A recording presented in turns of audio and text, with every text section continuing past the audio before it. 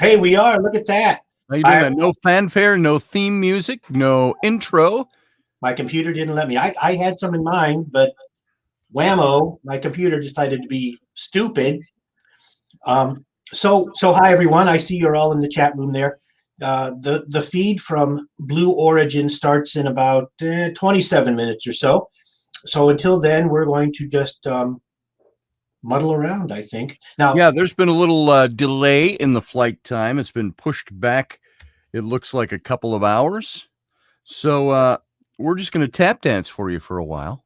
gee, I haven't tap danced in a long time. And then probably just go to the feed is my guess until there's something to comment about. Right. What we'll do is I'll put the feed on the screen and you'll see our little faces next to it. And so we're going to yeah, we'll be little tiny right next to we'll be tiny and the feed will be big. And then we'll comment in between the communications between ground and ship.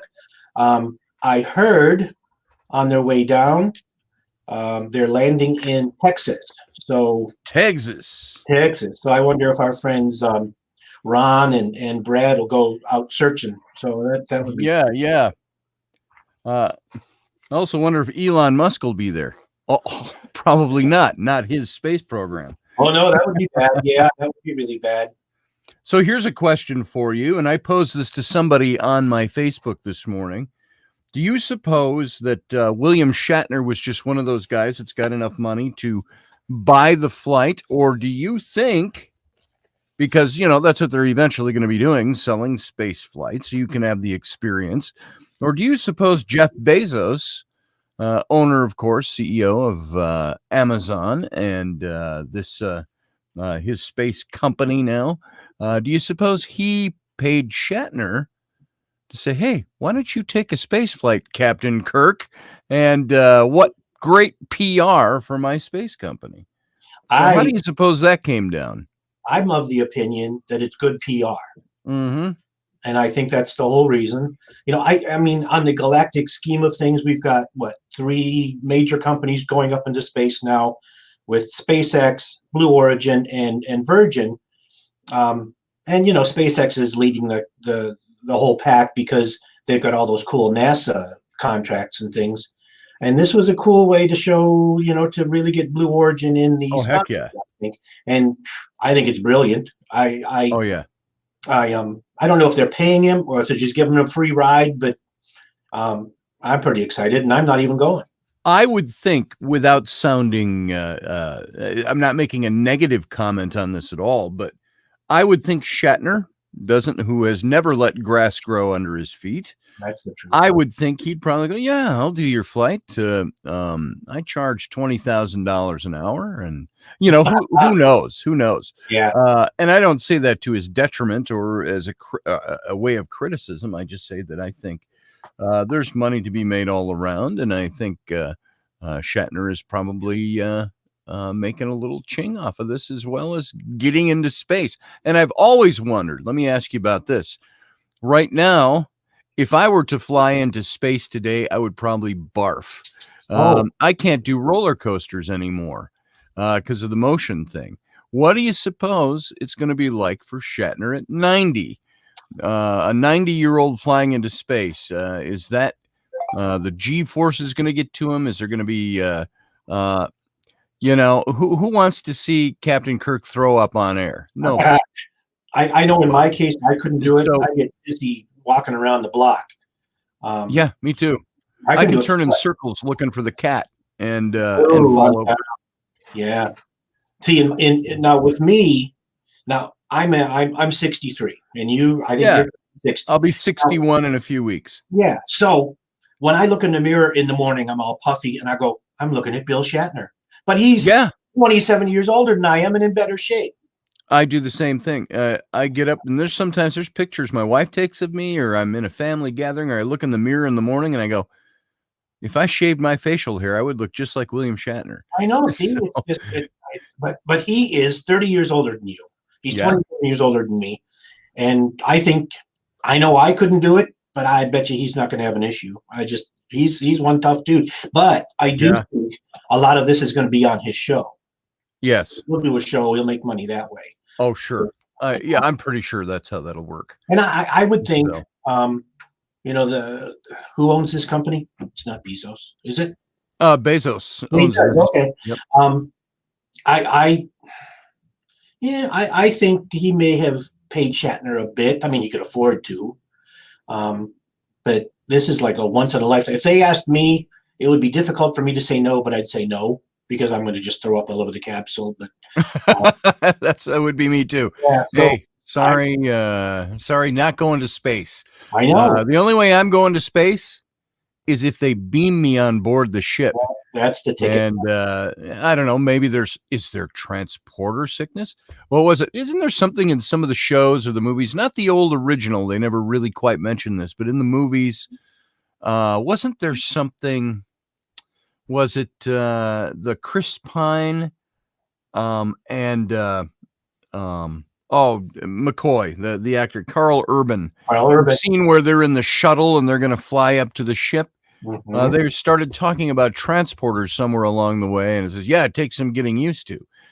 I wonder what effect on the body, and of course, we're being hypothetical here because it's not a science that actually exists. But if someone were to beam you up to a ship, and I go, I'm going to avoid all that centrifugal force crap and the G forces and flying and breaking the atmosphere, I'm just going to beam up. Do you throw up your first time? Do you... what was it with McCoy? He was always like, I know. Spread my molecules all over the universe. Now you remember, because you're a big Trek fan. Yeah. The people that know me don't know Scotty as much. Scotty grew up being a Trek fan. I was not a Trek fan until I was 21. But Star Trek didn't start out with a transporter, and it didn't have shuttlecraft either. So they had to add the transporter a couple episodes in. They said, how are we going to do this? How are we going to get people back and forth there? So it wasn't part of the show until a few episodes in. But now here's something. I did an interview with the New York Times the other day about this whole thing. And they're like, well, how do you feel about the contribution Star Trek has made to society? And I'm like, well, besides for the message that we should all get along and work together to make wonderful things happen, you look at cell phones and tablets and computers and doors that magically go psh, psh, when you go to Staples and now they're somebody is developing a working medical tricorder and all of this stuff. And it's just incredible. And you figure that, how long has it been? 10 years maybe that SpaceX has been working on things that now we've got private companies going into space, which is fantastic. And right. The only thing I wish at this point, got my there you go.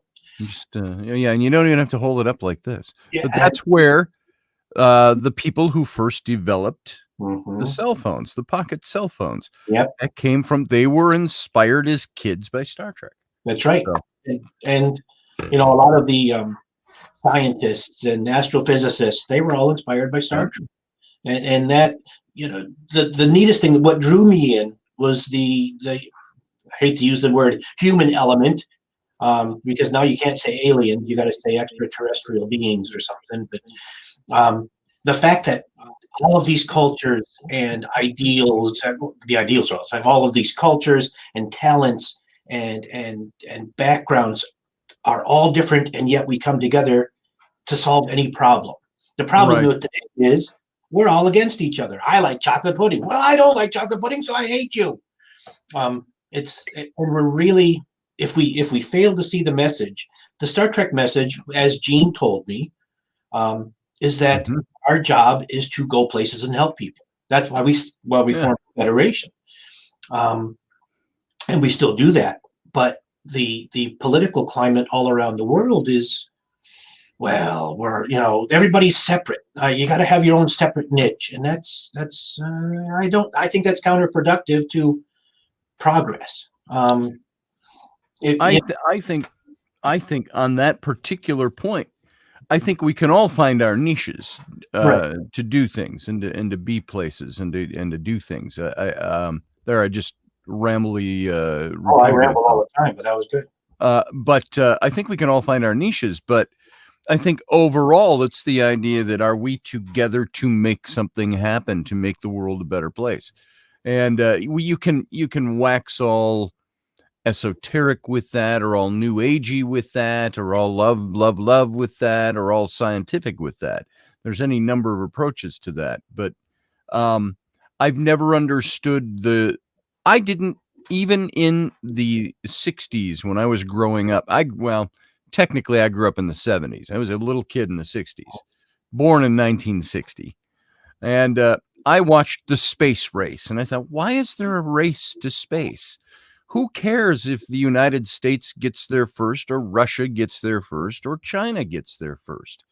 And take it down to a ridiculous example of this. It's like when watching television, which I don't watch a lot of network television anymore. But something that used to bother me was, why do we have this show that I like over here on NBC that airs at 8 o'clock on Thursday evening? Why does ABC or CBS have to do a show at 8 o'clock the same time that's supposed to be their great show? Why are they pushing the rivalry to, why don't you? Now, of course, it's a silly example. Those are corporations and they're out to make money and advertising and so on.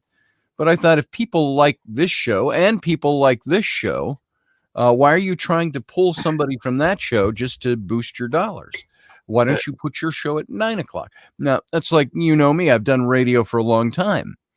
And it would bother me when friends of mine who started getting into doing podcasts would air their show at the same time as mine. Mhm. And they'd say, well, that's the only time I had open. And I thought, why would you do that at the same time when we draw the same audience?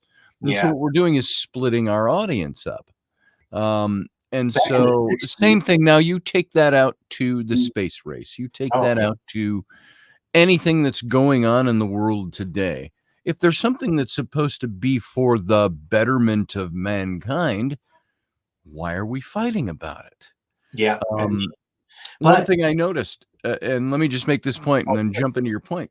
A few years ago, when we were talking about Iran and Iraq and all the problems that we have, there's scientific communities in both the United States and Iran that would love nothing more than there to be open doors and to talk to each other and communicate. oh, But sure. the governments, the small select, keep everybody apart because those are the ruling classes that want to subjugate everybody and be in control of everybody, while science and the arts especially are like, we don't need to be in charge of anybody. Let's just, we Learn. can have our own nations and we can all work together. So I think Yeah. that was the dream behind That, Roddenberry's Star Trek. I think so. That's exactly it. And that was my point is it's all about power, and can we use this into military might or anything?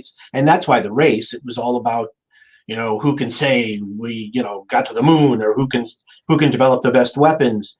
And that's not what any of the people around the world who are into Star Trek and that kind of thing. They're scientists and fans like us. We're into the whole thing because of the learning experience and the progress. Right. We don't care about the weapons. We don't, and Star Trek wasn't about weapons. Yeah, they had phasers, they had photon torpedoes, but they were all defensive. They didn't start a war. It's really something. But one of the points I had earlier was, Yeah, baby. back in the 60s, see, he's ready. He's got all his cool toys there. This one, my battery's out, but that's too bad. But yeah, See, I back got a in the bunch of these. 60s, the bad part, there were no DVRs or Right. there were none of those back in the 60s. So our DVR was summer reruns. So if you watched the first show Yes. in when it first aired, you watched the other show in the summertime. And that was when we rode dinosaurs, Scotty. You had to, I rode dinosaurs, and as my kids thought, my whole life was in black and white. It's funny that you say that, because we used to rush home to watch Star Trek. Now, it was already in syndication when I was in, when did they start syndication? Did that start in like 71 or 72? Yeah. And so I would have been 10, 11 years old. And we used to rush home to try to get home by 5 o'clock. Star Trek was on Channel 11. But it was on every day. Right. And at that point. And so if you missed an episode, you'd have to cycle it through. But I remember when you're talking about DVRs, we'd rush home. And if we were late and you turn on Star Trek and you're 18 minutes into the episode, you're like, oh, I missed it. And now I got to wait till that episode airs again. I know. See, you had no way. Now we just go on to Paramount Plus or the AMC Plus now to get most of the movies, but Paramount Plus has all the original series. Now let's some people know you, some people know me. So I guess we should go into a little bit of who we are. I think that's an idea. Yeah. I'm Russ Haslage, president of a group called the Federation. Started with the help of Gene Roddenberry in 1983. He taught me a lot in 8 years. We developed the organization and grew it, and I try to carry on in what I think he would have me do. 37 years later, we're still here. I became a Star Trek fan in 1979. I was 21 years old. The first movie came out, and that got me. Because most people most people will say Star Trek, the motion picture, was boring. In my case, I found it inspiring, and because it was a thought-provoking episode. And I went to see it, and people are shocked at this. 13 Wednesday matinees in a row. So every Wednesday, I'd leave work at 1 o'clock, go to the theater around the corner, pay my $2, 13 weeks in a row. It just, that movie, because it makes you think, and it also shows you that all of these different people come together to solve the V'ger problem. Yes. And then I was first in line to see Wrath of Khan, and that's when I decided I'm going to join a fan club, except all of the fan clubs sucked at that time. So I figured if I'm going to start a fan club, I'm going to do it right. I'm calling Paramount. So I did. And Susan Sackett answered, and I asked to talk to Gene. She said he wasn't there. I didn't know she was Susan Sackett at the time. My information, so she did. I'm like, well, this is the most polite corporate brush off I could ever have imagined. So at least she was really terrific about it. 10 days later, Gene called me at home, and I told him I don't.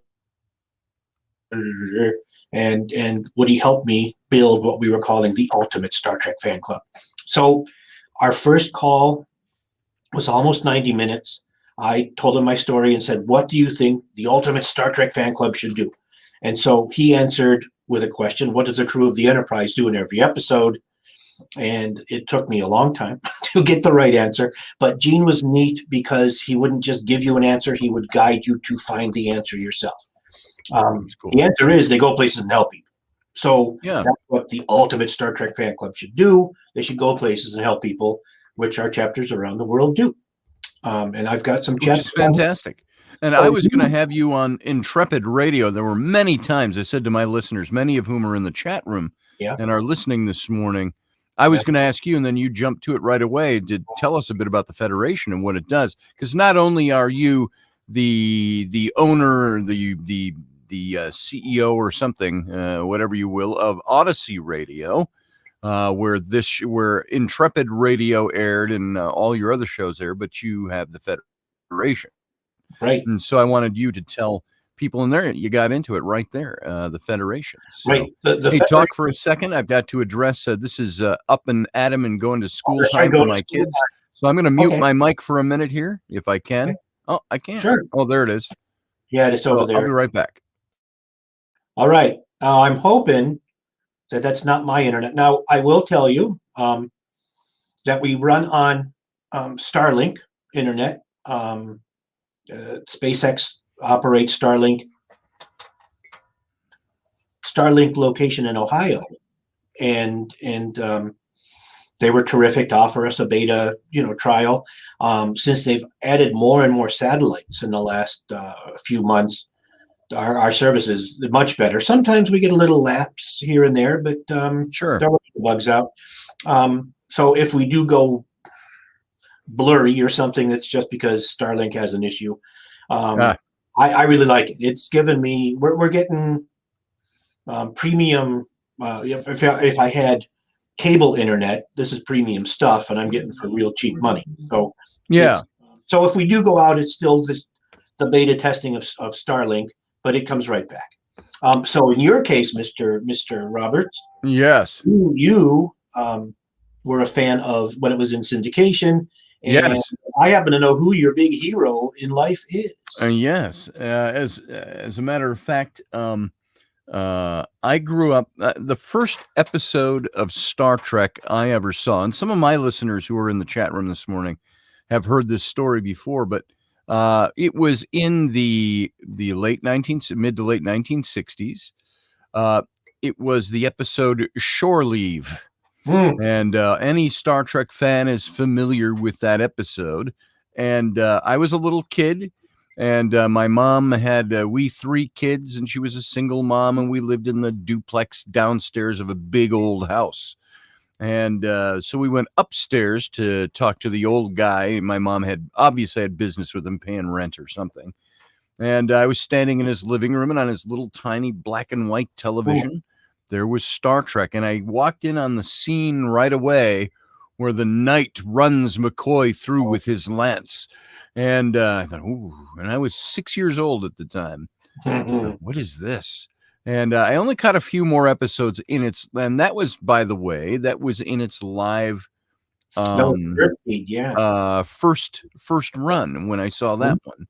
Mhm. And so I saw a few more in the first run, and then it lapsed for a couple of years until syndication came out Right. when I was 10, 11. And so Star Trek has always been there. And Kirk, from that point on, was always my hero. And I've written about this in articles about Kirk being my hero. And he was what I decided was, and of course, when you're a kid, you don't always articulate these things in this language that we use 40, 50 years later writing about it. But I saw him as, to me, we had no father in the home. So I saw him as a father figure. And people go, you saw Kirk as a father figure? And I said, yeah, so did 100 other aliens. I'm kidding. I know. But I kid. Pulling his boots on in an episode. That's right. On. Yeah. That's right. But I looked at him as that because he represented, at least in the late 1960s, early 1970s, he represented that image of manhood. Even though he wasn't a dad in the show, he wasn't like Robert Young in Father Knows Best or anything like that. But he was, I saw him as somebody who was focused, that he had his ship, his crew. These were the things that he took care of. He saw him. He was a man with a singular purpose, and he had strength about him. And yeah, great many lovers and all of that. But of course, that was the picture of masculinity in the 60s, the leading man type of thing. I get that part of it. Nobody thought of it being as promiscuous as much as he was a leading man, and this is what leading men did. So that didn't affect me as much when I was a little kid because, you didn't think about that kind of stuff. But so he became the hero, and he was the hero through me all through my teen years. I got to tell you something. If you insulted the captain, the ship, or the crew, or the show itself to me in that stage of my life, I would have been like, remember Scotty, Commander Scott, when they're all, I think it was The Trouble with Tribbles was the episode, and they're all sitting in the bar on the space station, and the Klingons are there, and the Klingons are insulting his captain, insulting this and that. And Scotty says to his men, he says, did you hear what he called the captain? And Scotty says, no, you just sit there, lad, and have your drink. And but then they started insulting the Enterprise as a garbage scow. And Scotty that's where he put down his drink and started the fight. Because you were insulting. So at times I felt like that. You insult this thing that is the object of my hero worship, and you are in for a fight. Hold my beer. and or in this case, hold my coffee. And by the way, I have my one and only William Shatner mug. Oh, wow. See, now look at this. There it is. So that would be me right there going into space. Yeah. So You so know, there's my William Shatner mug. Star Trek Obsession Shatner, it says. So there you go. that was And the where he split into two people. That was the yeah, that was this one. The Enemy Within was Yes, the name of the episode. now my favorite episode from the original series was Balance of Terror, where we got to see Yes. Mark Leonard being a Romulan. Because Yes. that was a thinking episode. It was. And my favorite line from that show, as his ship is going into destruct mode, the Romulan ship, he says, he's talking to Kirk on the screen, and he says, perhaps in a different reality, I could have called you friend. I know. Yeah. And boom. And the end of the episode, you're like, holy crap, I've never seen anything like that. Yeah. So, and I see you've got the mission webcast is up, and we're waiting on it. So they've got a little bit of music in the background, and so they should be launching in, gosh, anytime now. We got a minute or an hour 31 until the launch. From what I understand, this whole buildup is the big time thing. They'll launch. It'll take 10 minutes to get into space. They'll float around a little bit, and then they come home. Yeah. So it's like by at launch time, we got 20 minutes to go. Go to fly to space after breakfast, be home in time for lunch. There you go. So there it is. Well, some of my best customers, one's going to see me on Saturday here at the Fed. Now, the Fed, I call it the Fed. Yeah. Don't confuse it with the place that controls money. We don't have much. We just moved in. It's almost a year now into a nice 2,500 square foot complex that has the visitor center with the captain's chair and a nice big gigantic enterprise and a few other goodies. People come in just to get their picture in the captain's chair. That's cool. We've got the Promenade gift shop. We've got all of our offices down the hall, and the hall is look at there. There's the rocket, by the way. It's T-minus 129.52 and counting. And Captain Kirk himself, the legendary William Shatner, to space. Today, Blue Origin's Launch Site 1 in West Texas is our second human flight. So yeah, but Scotty did the artwork for the doors, and everybody who comes down the hall just thinks the doors are fantastic. Okay, bye. See you later. Have a fun day. Yeah, and so I do plan on getting Scotty out here sometime, Scotty and Rainey and the kids, so they can all watch Dad geek out, which they see all the time anyway. I would. So we're going to do that next year. When I still think we need to put together a little trip and find out what kind of maximum number of people can come along, but a little trip to Ticonderoga, New York, to see the original series sets as they were now too designed and rebuilt. Yeah, he built them all according to the original blueprints, and Paramount, CBS sent him the remaining next gen sets that he's setting up right now. So I didn't know that. Yeah, it's that place is really something. So I would say for us old people, it's time for me to take a break, and I'm going to let people watch this for a bit and be right back. All right. When they reflect on where it started, they'll remember this play. All right, folks. It's just me. I have the helm now. I am in the captain's chair now. So welcome to everybody who's come in. I see some of your comments. I can't respond to them here. I have to jump over to the YouTube to do it. I can't respond here in StreamYard, where we're broadcasting from. But there you can see the live feed that's going on right now. You can't hear it. I think you can hear me over the feed. So if you can't, let me know. If you just see my lips flapping and you can't hear anything, so let me know if you're hearing this all right over the feed. And we do not have sound from the feed, however. So, StreamYard, says Jay. That's right. So StreamYard is good to us. That's how I broadcast my show through StreamYard. I'm hearing you, says Jay. Outstanding. Thank you. So no cradling the rocket, Scotty. Better let Matt take the road, but we're here in Texas. something. Oh, there it goes. There's the sound. Now, earlier this morning, our astronauts arrived to the astronaut. Ooh, this is where we get to see them. A little bit of footage of that. Let's check it out. There they are. There's one of them. That's not Bill. No, So they're getting there he is. very cool cars. Those Rivians are almost like rocket ships themselves. Look at there. There he is. Everybody You know, if I were Bill, this morning, waving, if I were going up in this and I took enough they got Dramamine, that I'd be astronaut wearing me a energy. diaper. They are ready to Oh, dude. head back. I think the fright would just pretty much empty And me then out. go inside astronaut Nice train. chairs. Look at he's eating That's before what the they flight. spent the last couple of Yeah. I'd be afraid. Oh, those chairs are awesome. I'd be afraid to eat before the flight. Maybe that's what they tell you have to do. Maybe you have to eat before the flight. I don't know. It's been a big couple of days for them, but I know that they feel prepared and ready to go. All right, that's some good stuff. We've got 4 incredible individuals on the rocket today. Well, here at 7:34 Central Standard Time, I'm going to step out for a minute.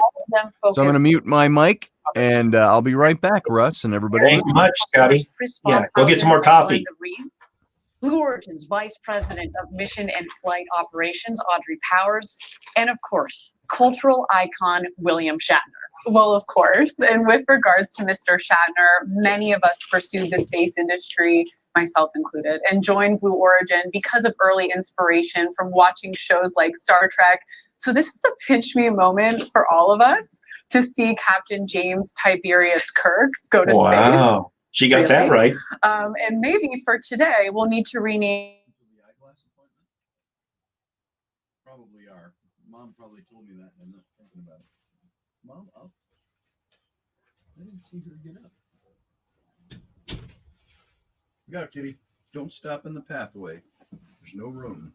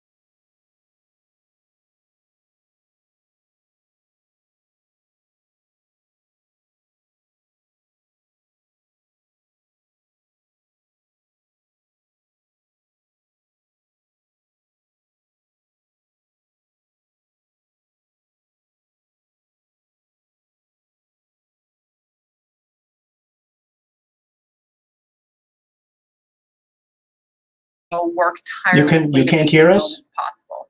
That's exactly right. Hello, Exactly. anybody And home? At the center of it all here at Blue Origin is safety. Safety is embedded in everything that we do. Our collaborative environment is grounded in our leadership principles, which are ownership, humility, and technical ambition.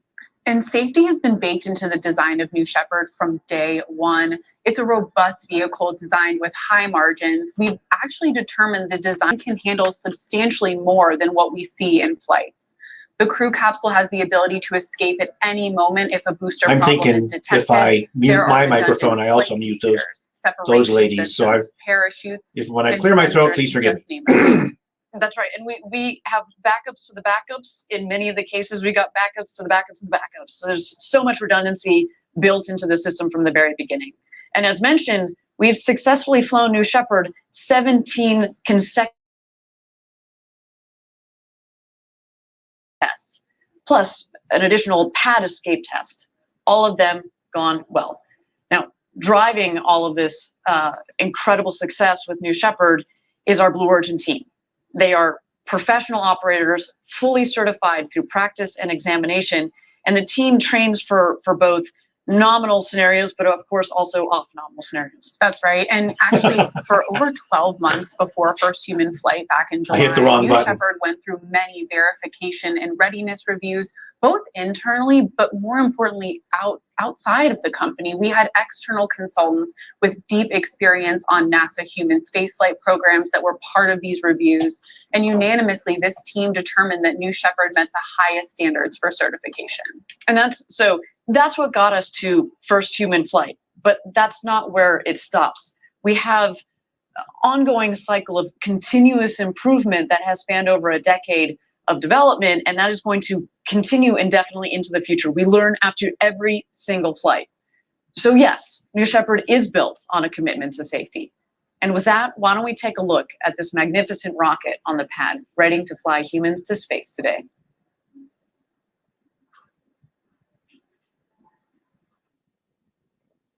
Cool.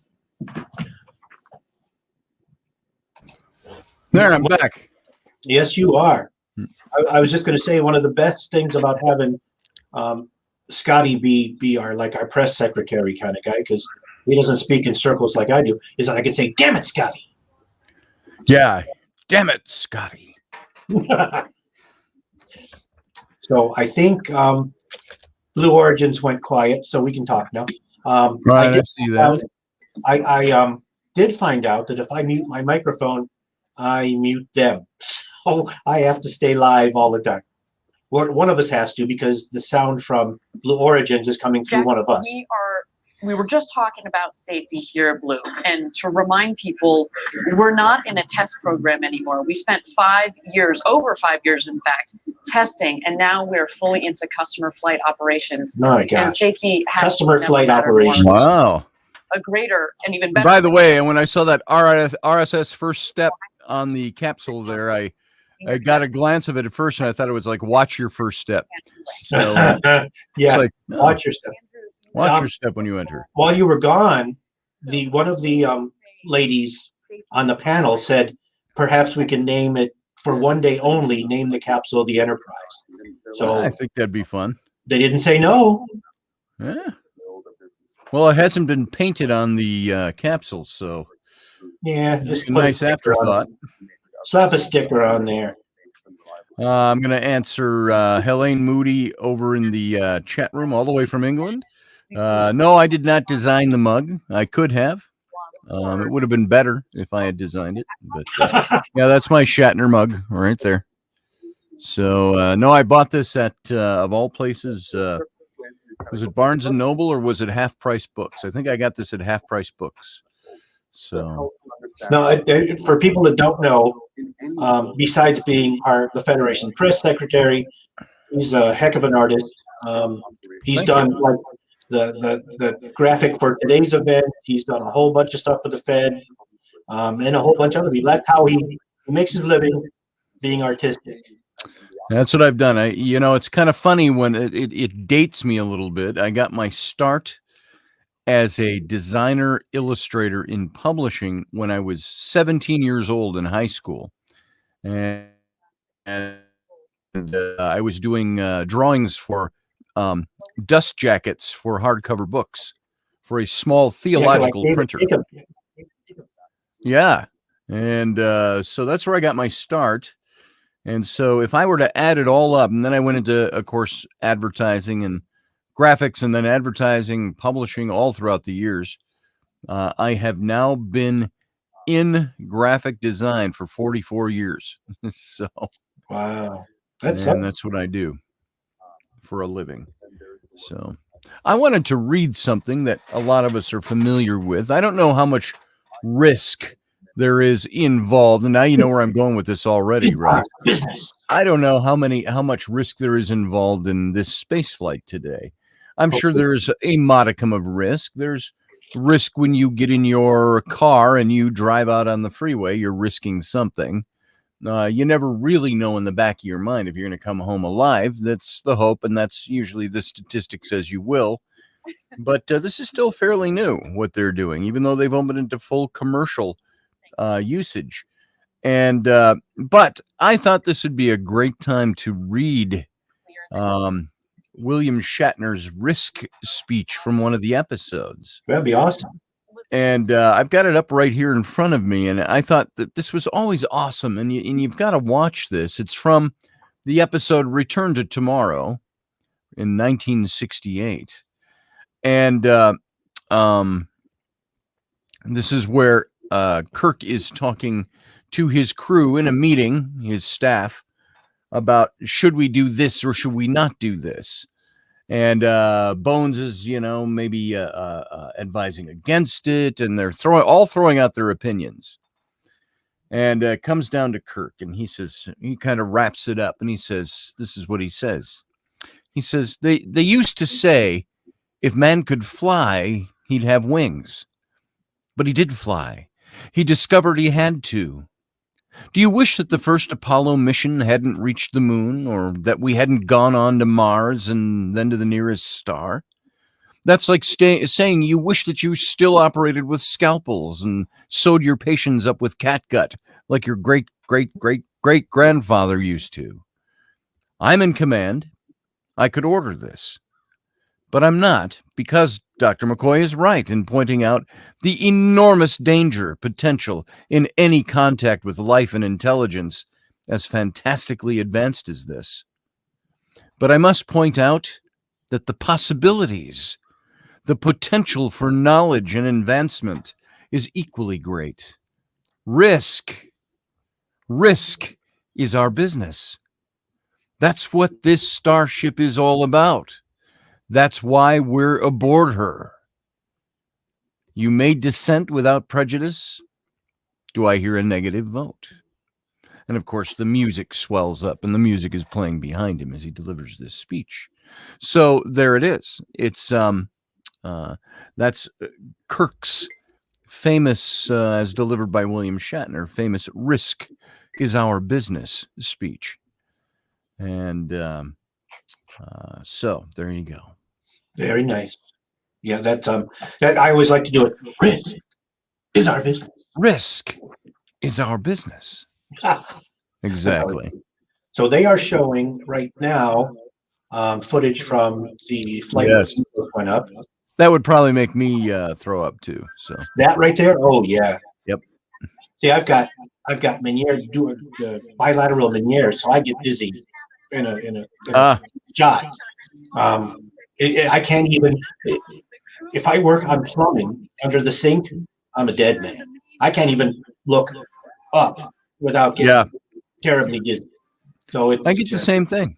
It's like, yeah. So if I work upside down, I may not walk tomorrow. Yeah.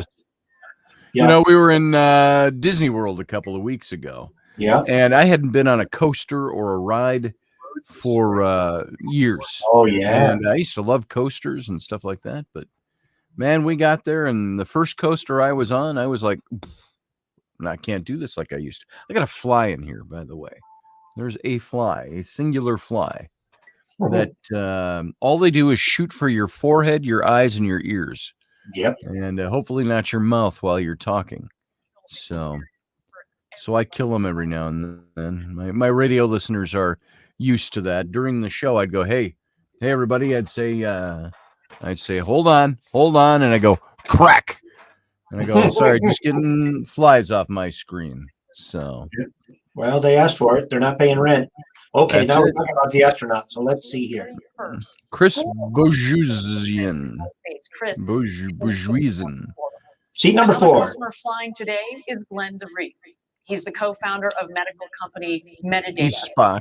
Fun fact: He does look like Spock. Called A little bit. DeVries in space right now, and over the last couple of days, or until today, the answer was no. But Today, it says yes. That's super cool. Glenn is in seat number 4. Oh, of course my phone's ringing because I didn't turn it off. Oh, sure. She gets seat number 1. Hang on, I'm going to mute this. Okay. Vice President of Mission and Flight Operations. She is truly one of the space industry's shining stars, and we're absolutely thrilled that she's on. I'd have given Shatner seat number 1. And by the way, Audrey's a pilot, but today she's going to get a little bit of an upgrade to astronaut. So that's also great. That's a mean upgrade.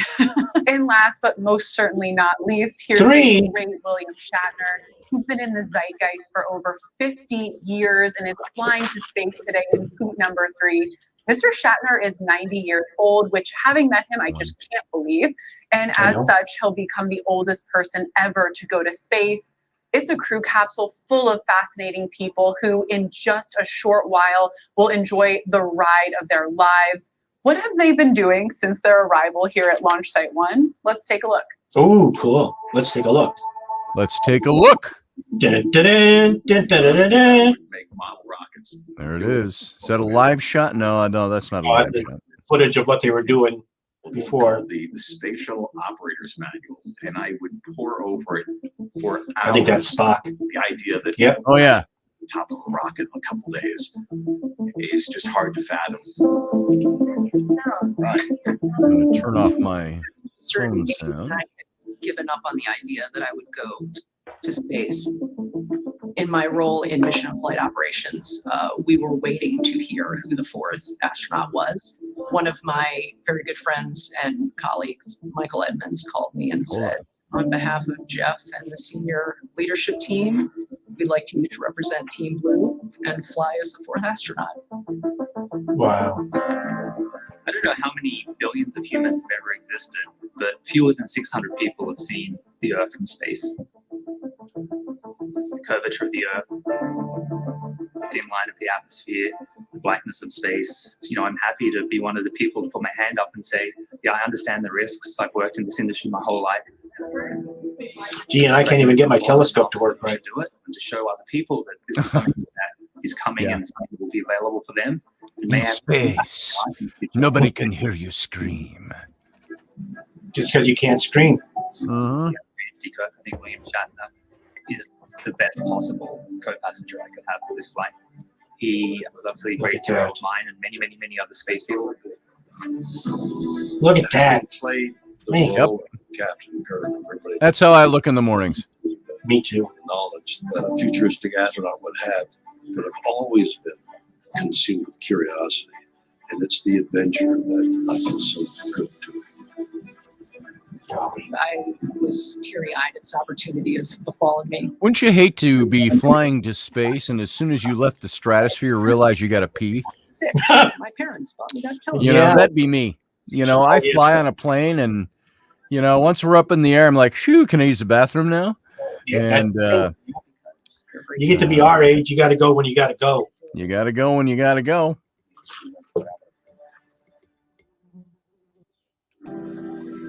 That's really good. I got to fly here, so guys, hang on.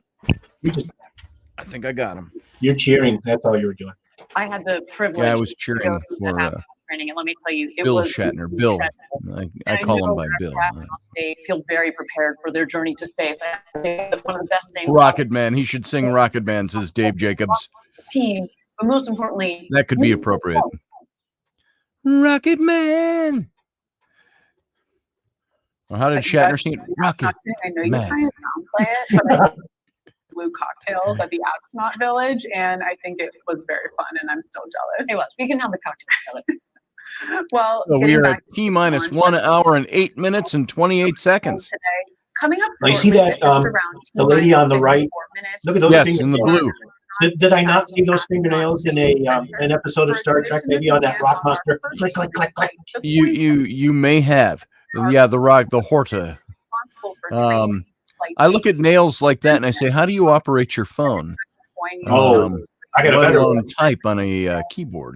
How do you practice cleanliness after you go to the bathroom? That's right. And from there, Dave Jacobs, David Jacobs over in the chat room says, as soon as they get into space, William Shatner should yell, "Come on!" Crew member 7's other half. On this mission, Capcom there he is, getting ready for Oh, look flight. at there. And Sarah Knight. How'd you like a Crew gig member 7. So for those at of you that that tuned in place? for our first flight, they have Man, basically that would be a good 12 job. for Yes. both of them extraordinarily well trained in both of those roles, and they're both outstanding people to be guiding our astronauts. They're not to space. they're not going to be in full orbit. They're I look suborbital forward to today. sharing more from Matt. him. He's got some great words to share with our Close enough. on board. That's what I say. Of course, It gets them into to the space. flight.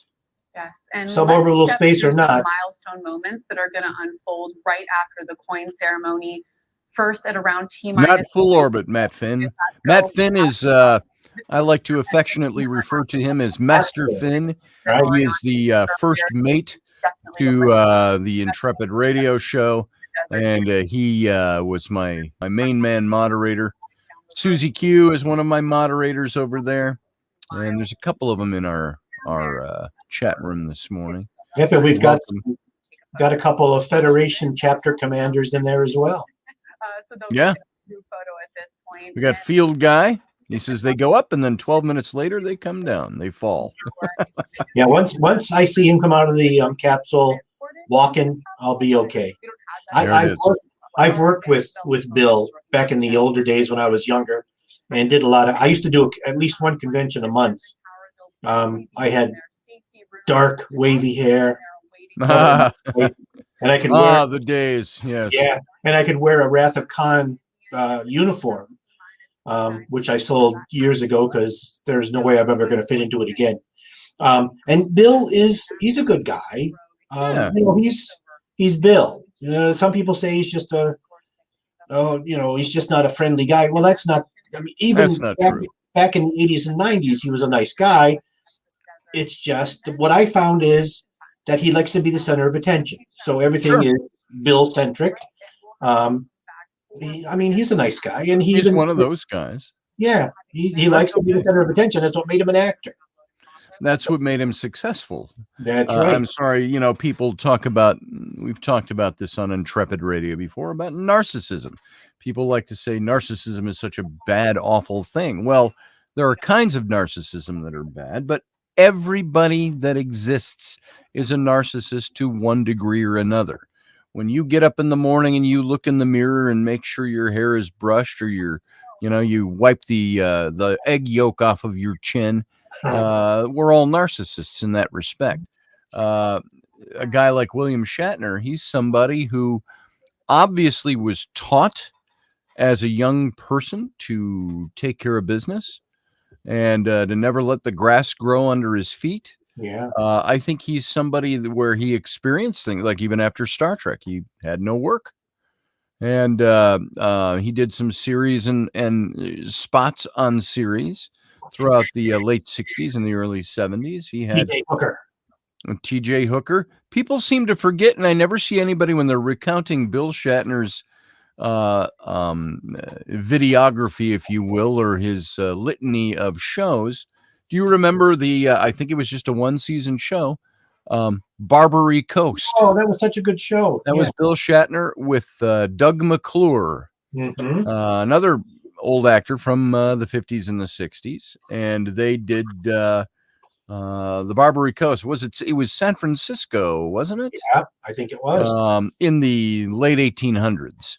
And they were, I hardly remember the premise of the show, but they were a team, he and Doug McClure, and they owned a casino or a tavern or something. And it's all the adventures they get into and stuff like that. So, and Field Guy, he says he did Rescue 911 too. He did. I remember that show. As a matter of fact, I saw William Shatner at a Creation convention. Oh yeah, Creation was the name of the company. It's not we're not talking about our first partners. And he was, when he announced, as a matter of fact, I got to ask a question, and I was way in the back. He's up there, and he's in a white T-shirt, and he looked like he was fairly ripped for Bill Shatner and in great shape. And this had to be back in 1990. Some thereabouts, and he's up on stage with his mic, and everybody's asking him Star Trek questions. And I thought, I'm going to ask him something that will again put his current project back into the focal point of what he's doing. So rather than a Star Trek question, I said, I got a question. He goes, yes, way back there in the back. And I go, so I said, the scuttlebutt is that you have a new series coming out that has something to do with the emergency 911 system. And he goes, just like this, he goes, yes. And he says, I do. And he says, thank you for asking that. And so he talked about that for a few minutes, about his whole new series. And that's the closest interaction I've ever had with William Shatner. I at the conventions in the old day, I was usually, remember the old creation shows? It was a one star and a couple of minor stars. And they would have me on, we'd have the Federation table. And then I would be assigned to escort the stars wherever. And I was Bill's on a couple occasions. And I was invited to his ranch, which was neat. I never went, but he invited me, which I thought was terrific. Wait. He invited you, but you never went? I never went. Couldn't afford it. Yeah, just I hate to travel for one thing, but I love travel, but I know you do. You've been all over the world. I got to tell you, if I got invited to Shatner's ranch, I would beg, borrow, and steal if I had to make that flight. As a matter of fact, a few years ago, not to interrupt your story, when I was doing an Intrepid magazine, I had asked a good friend of mine who you know as well, Dan Madsen, who was the publisher and owner of the Star Trek Official Fan Club newsletter, and then the official Lucasfilms newsletters, the official Star Wars newsletters, the official Indiana Jones newsletters, the official Lord of the Rings newsletters. But they were magazines, and he built quite a little empire out of licensing these products. Yeah. And but he knew everybody. He got a start like you did. In the late 70s, he started the Star Trek Fan Club newsletter. And it was just done on a plain old sheet, regular sheet of typing paper, 8.5 by 11, folded in half and stapled. And he would mimeograph these things or Xerox them and staple them together. And people would pay $5 a year to subscribe. And he would just do his opinion pieces and all that. And then, of course, he got hit. He got hit in the late 70s, or might have even been the very early 80s. I think it was the late 70s. Paramount sent him a cease and desist letter. Yeah. Because this is our license and you can't do this. Well, then he had an interview with Gene Roddenberry. Guess who goes to bat for Dan Madsen? Gene Roddenberry. Gene was a good guy. And he goes to Paramount and he says, let's give this guy a license to do what he's doing. So Dan Madsen was actually the first ever to have a license from Paramount for Star Trek to publish a fan newsletter. And then, of course, that turned into the Star Trek Communicator magazine and all the other magazines that he did. Yeah. And so he built a little empire. But all of that backstory to say that Dan was going to see if he could get me an interview with William Shatner for Intrepid magazine. And Dan got as far as to talk to William Shatner. He sent him some things I'd written about him. Told you I'd written some articles about the old hero stuff.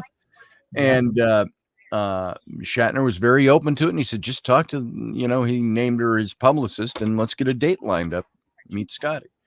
And I said, you let him know. I'll fly out there. I don't want just a phone interview. I want to fly out and meet him. Let's get it lined up.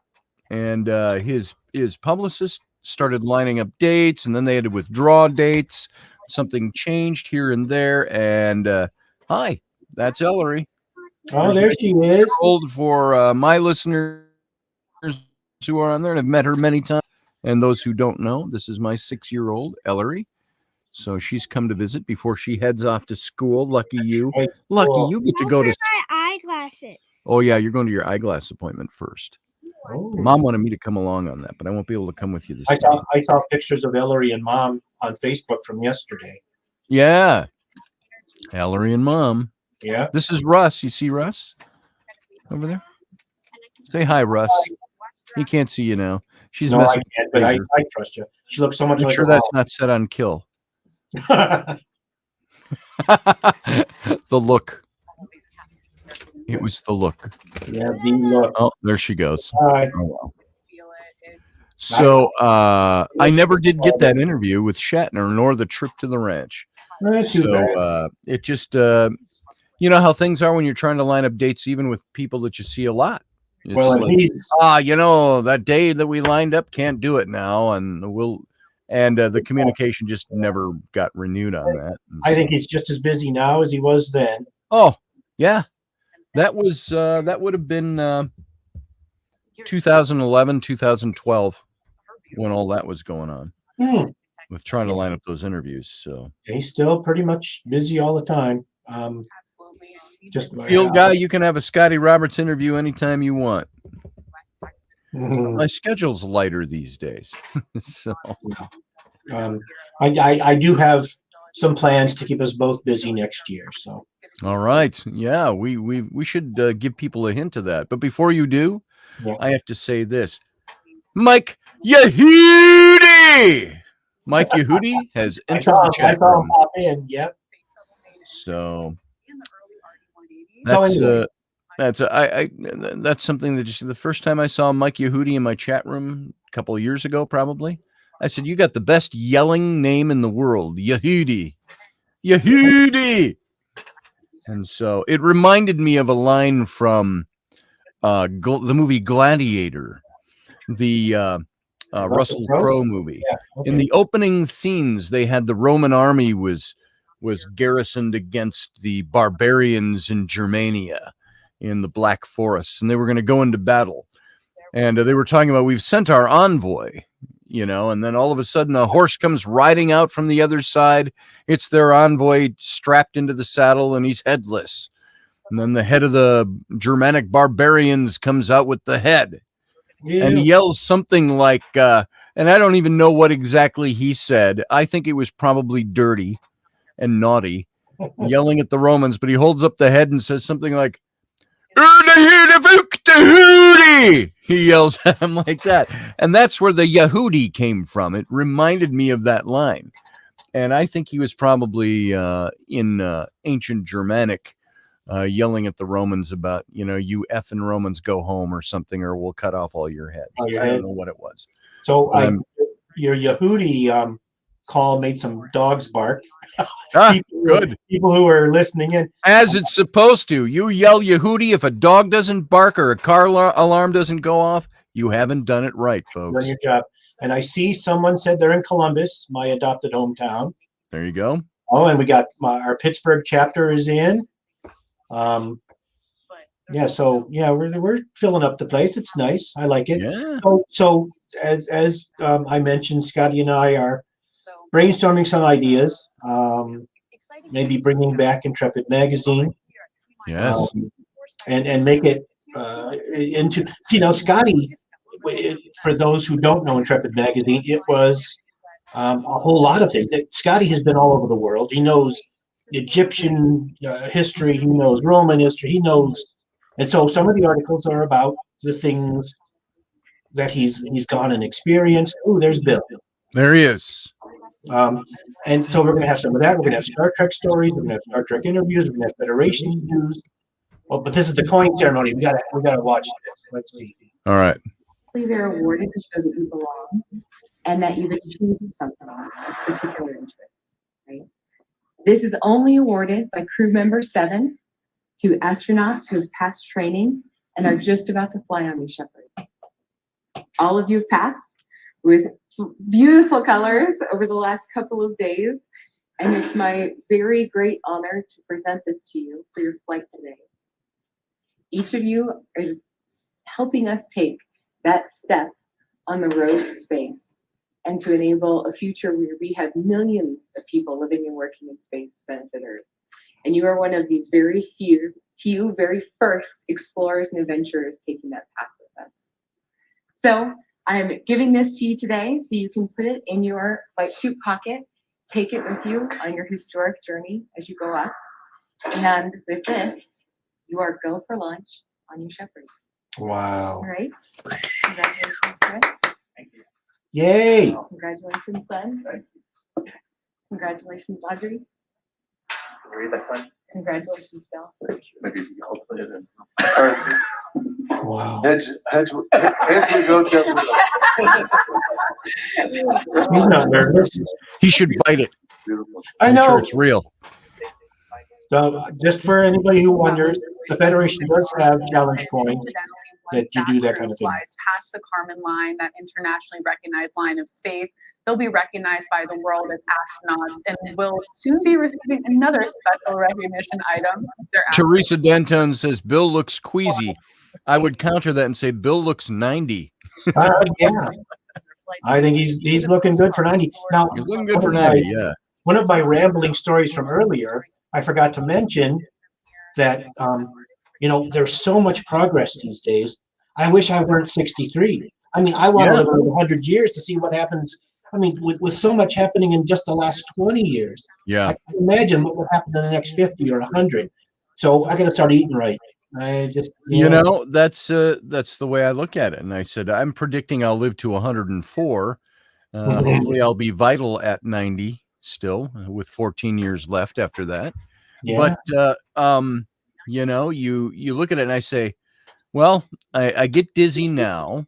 I can't ride roller coasters the way I used to. Is that all a sign of impending death? Oh, you'll be dead in 20 years.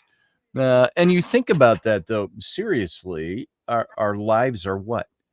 If you don't die an unnatural death, we live between 80 and 100 years old at the most.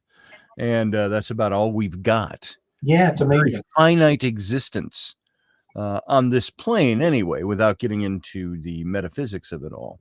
Well, and when you look at the galactic scheme of things, 80 to 100 years is nothing. Not even a drop in the bucket. Nope. I saw somebody put up a post on Facebook yesterday. Maybe it was early this morning. Oh, now, see, you can always tell a scientist by the way he dresses. Yeah. Did you see what that guy was wearing? Well, he had on like a blue plaid shirt. Yeah. A polyester burgundy knit tie and a blue sport coat. And it's like, dude, who cares? You were obviously not dressed by your mother.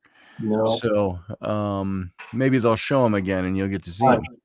But I look at that sometimes. You look at the way some of these people dress and you go, you don't wear ties and suit coats for a living, do you? Yeah.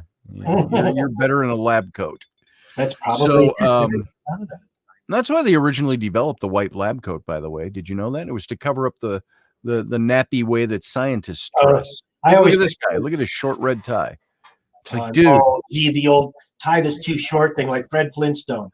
Yeah, exactly. Well, now, but that's the way they tied ties in the 30s and the 40s. You look at old Bogart movies, when he's putting on his suit coat and his tie only comes about halfway down. As long as it's underneath. That's about what they did back then. Yeah. And then, they'd always button their suit coats.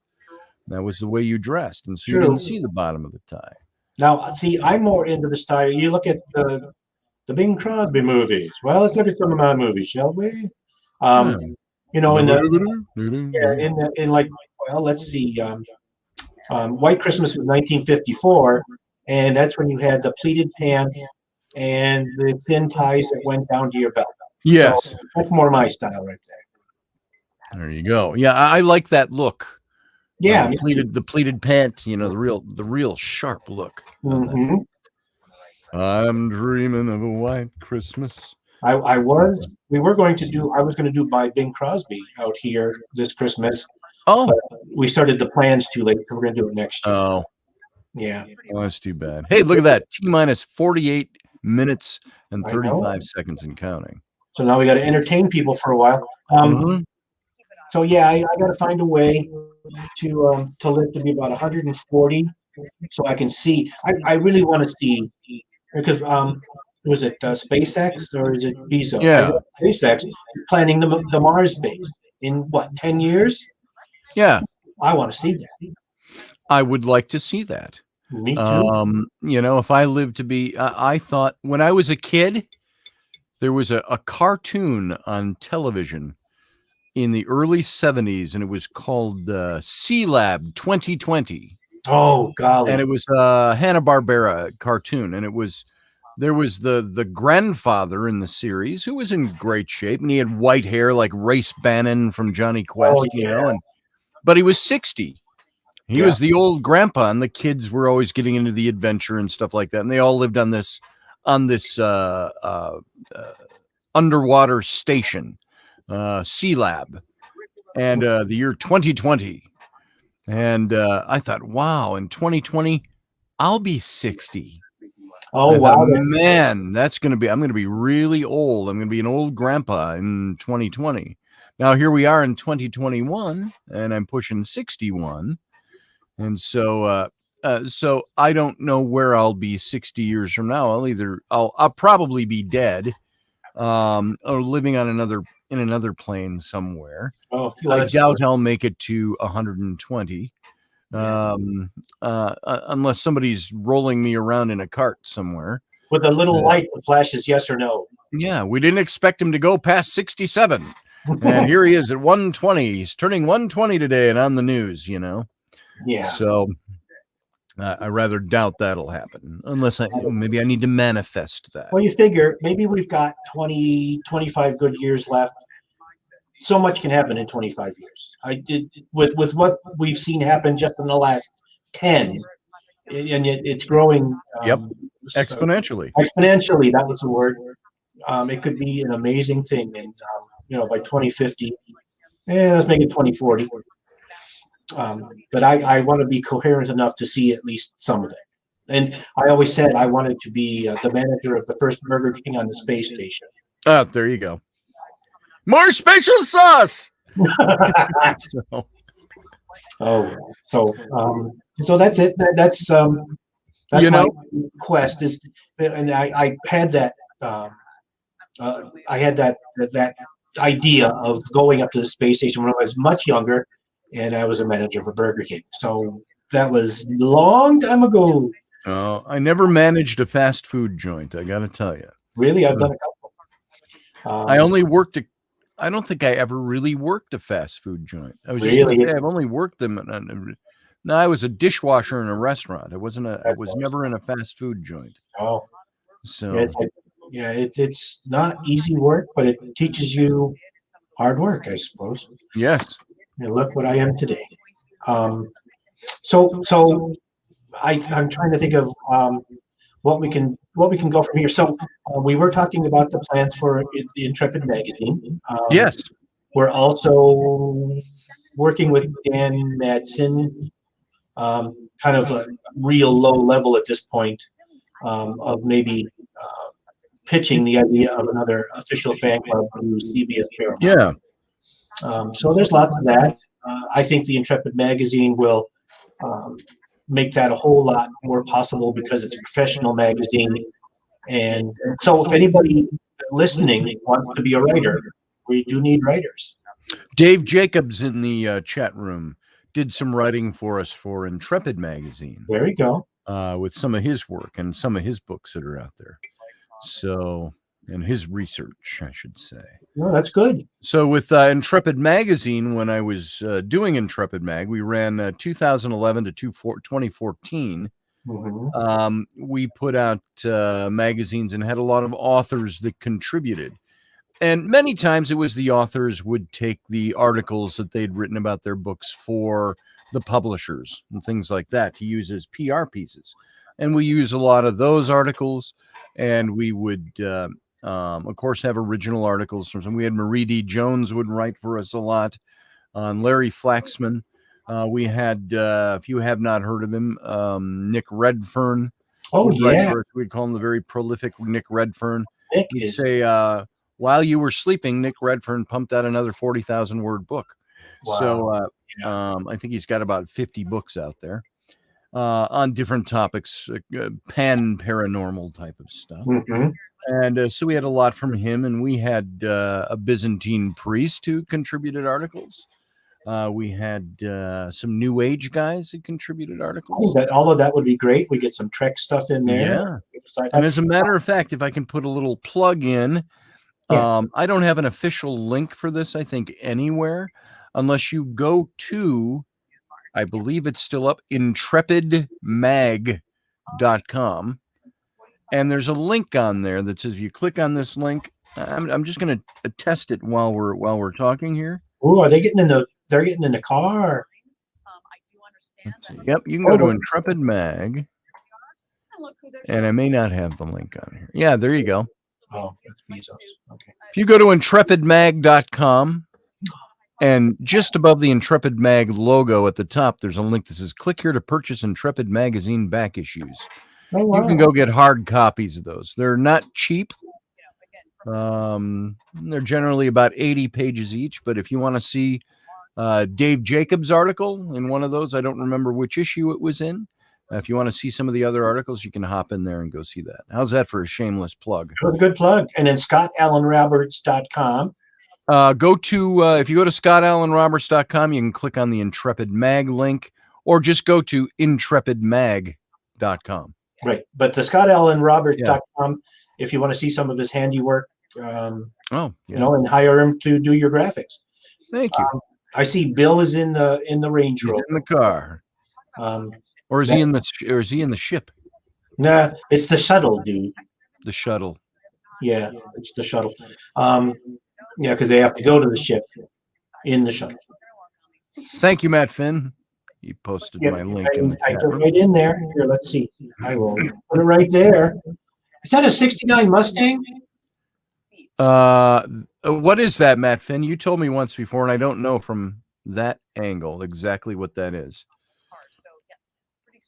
In your That's my favorite. I had a 69 Mustang, loved it. Oh, best car ever. Oh, it's a Z. Let's see it again, shall we? Oh, I see. It is. It's a. There you go. Yeah. See, 'cause the 69 Mustang also had that logo there and had the louvers. Well, okay. I'm showing my age now. We will. I know nothing about cars, so. Oh, I don't know how to fix them. I can't even change my own oil because I'd have to do it upside down. My brother rebuilt a 74 Vega, which is big old engine coming out of the hood. He's good with cars. My dad was a mechanic for years. I can't, I can drive them, but I don't know how to fix them. So, hey, may I say very quickly, Audrey? She entered the chat room. She said, Scotty. Hey, Audrey. She yelled my name the way I like to hear it yelled.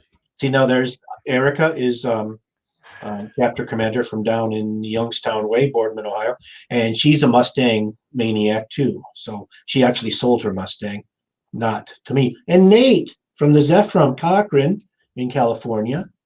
So the feds are starting to pile up here. Right on. If there's Texas Joe, welcome to the show. If anyone wants to join, hey Joe, what do you know? Join the Fed. Go to trekfederation.com/join. It's free. We can even help you start chapters and everything. Especially, we've got a lot of chapters in California, but between fires and other disasters in California, we can never have too many people. There's always work to do out there. Now, while we're doing the shameless plugs, the Federation, our farthest chapter is in Zimbabwe. And the people from our chapter. That's pretty cool. Yeah, along with the Rose Foundation, we run an orphanage in Zimbabwe. Oh. That during COVID, we also took in elderly, and it's a lot of work. Luckily, now for a long time, we were unable to send them money. The U.S. government blocked any funds going to Zimbabwe, but now we can do it again. So that's good. Yeah. Hey, Kelly Bell Moran. I don't know if you pronounce that Moran, but Kelly Bell is in there. Good to see you this morning. Paul from Newcastle, England is here. England. Wow, look at there. Oh, there he is. Yeah. So he's one of our regular listeners on the Intrepid radio program. Awesome. So we're getting a good bunch of people. So the way it is, with what Scotty and I have been talking about, Intrepid and the Federation will have very close ties shortly after New Year. Yes. Yeah. And then as things develop, we will also further develop Odyssey. It's amazing that one of our most popular things on Odyssey are the radio shows from the 40s and 50s. So I'm going to be digging up more of those. That's fun. Now I am still running the Intrepid radio program. We've got 3 years worth of stuff. So 3 years worth of stuff. So if you miss Scotty, you can still hear him every day. I think we have almost 600 shows, if not more, in archive. Yeah, it's a bunch. And so here on my YouTube channel, and you've got a lot of material to pull from there. Oh, I know. So I just keep rotating. I tried to pick the same day of the week 1 year ago. So you're like when you say Happy Tuesday, everyone, it's Tuesday, even though the date is the day off. Yeah, right now we're into Monday show was Men Want to Feel Desired. And then I remember that one. Today was Lilith. Yeah. Now I've tuned in a couple of those shows on either Spreaker or iTunes, and they'll play for a few minutes and then they start buzzing and they're buzz out for the whole show. I don't know what causes that. I do. So it's just that a server needs reset. But yeah, I'll have to see because so often. I probably should have brought that up off air, but that's okay. So learning everything is wide open. So moderation is a wide open thing. Leslie Holker asked, who made the spaceship that William Shatner is going up in? This is all a Jeff Bezos thing. What's Jeff Bezos' actual company for this? It's got the Feather logo. Blue Origin is the Blue Origin. Yeah, but I don't know. But did Elon Musk build it? But Elon Musk's got his own thing. So yeah, they partnered up. I don't know. He's got worldwide connections. He's somebody. I'm hoping he didn't go with the lowest bid. That's all I say. Yeah. Yeah, especially in this case. I could make that for half that. Okay, this is an old person trivia question. Do you remember Salvage One, the TV program starring Andy Griffith? He ran a junkyard, and they built a rocket and would go up into space. I don't remember that series. I used to love that show, and you can't find it anywhere. I have Salvage One. And if I recall, they always butted heads with the government because you can't fly into space without permission. But yeah, they would always find these adventures. Now, why would you need the government's permission to fly into space? Because they own the air. That's right. So even Bezos had to get, and SpaceX and Virgin all had to get permission from the government to launch these things. By the way, speaking of obscure series, and this has absolutely nothing to do with William Shatner, but did you know one of my favorite classic movies, and it's so cliche, but it's my favorite classic movie, always has been, is Casablanca, and with Humphrey Bogart and Ingrid Bergman, and classic movie. I love the movie, still do. And did you know in 1983, David Soul, who was in the Starsky and Hutch series in the late 70s. In 1983, he did a short-lived series called Casablanca, where he reprised the role of Rick Blaine that Humphrey Bogart played. And they did it was very short. I don't think it even lasted a whole season. I don't think it was all that bad. I think it was probably just not accepted very well. And but you look at David Soul, you think of him in the Hutch role from Starsky and Hutch. Yeah, looked very different, came across very differently in the Casablanca series where he played Rick Blaine, and he did a fantastic job. There we have a picture of William Shatner holding a model of the Bezos rocket. There it is. In the 60s. The Bezos rocket. Yeah, there it is. There it is. See there? Yep, there it is. Excuse me. That's an unfortunate. That casts an unfortunate silhouette. That rocket. Oh, I'll say it. Just man, somebody actually has that handle on Twitter or something. Nice. Kirk Space something or other. We'll not go there. But yeah, it just. When I watched that episode, I never thought of that until somebody pointed it out to me. I'm like, holy cats. But Yeah. it does look like this one. Yeah. Yes. Right now, they're just showing live footage, not saying Look, there's a hinge on that door. Oh, I was thinking there was a window at first, and I said a door. And then there's a vent there too. You can't open the windows while you're flying, can you? I would hope Get a little not. breeze in here. Kind of stuffy. I can't breathe. Suction. Yeah, so there's a vent, and then there's the handles. Oh, I see. Huh. So there is no escape if you're in there, I'm guessing. Somebody would have to come and unlatch the door. Did we not learn that lesson from Apollo 13? You'd think. Blow the hatch. Well, Christopher, my son, it goes up in 45 minutes. Actually, we're holding. Why are we holding? Probably the usual hold. Systematic hold for another. No, I see. It's been 13 minutes. I don't know. No idea.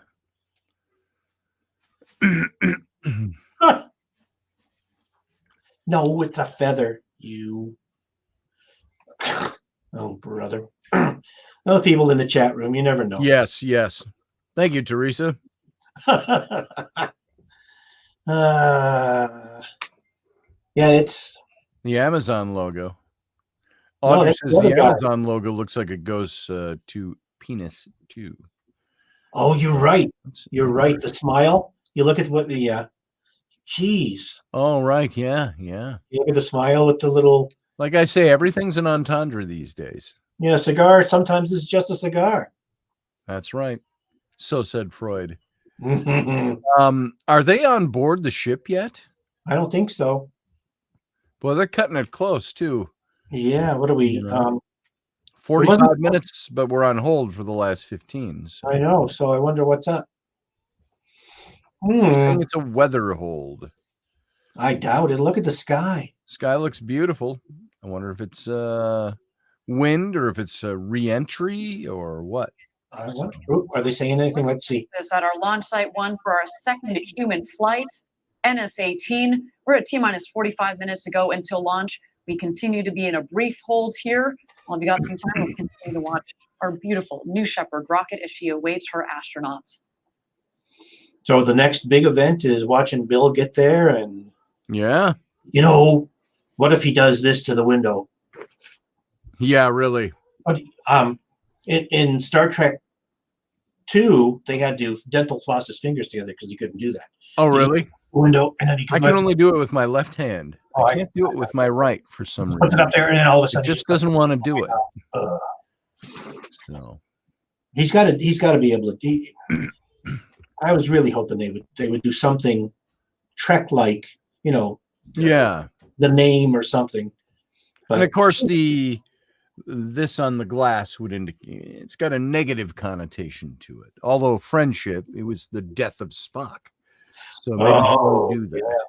So I have been and always shall be your friend. Now, did you notice that when Sarek did it, it was ever shall be your friend. So Spock said, always will be. And Sarek messed it up. Smack. Big deal. But I picked those things. Like in the motion picture at the end, Spock and McCoy switched jackets mid-scene.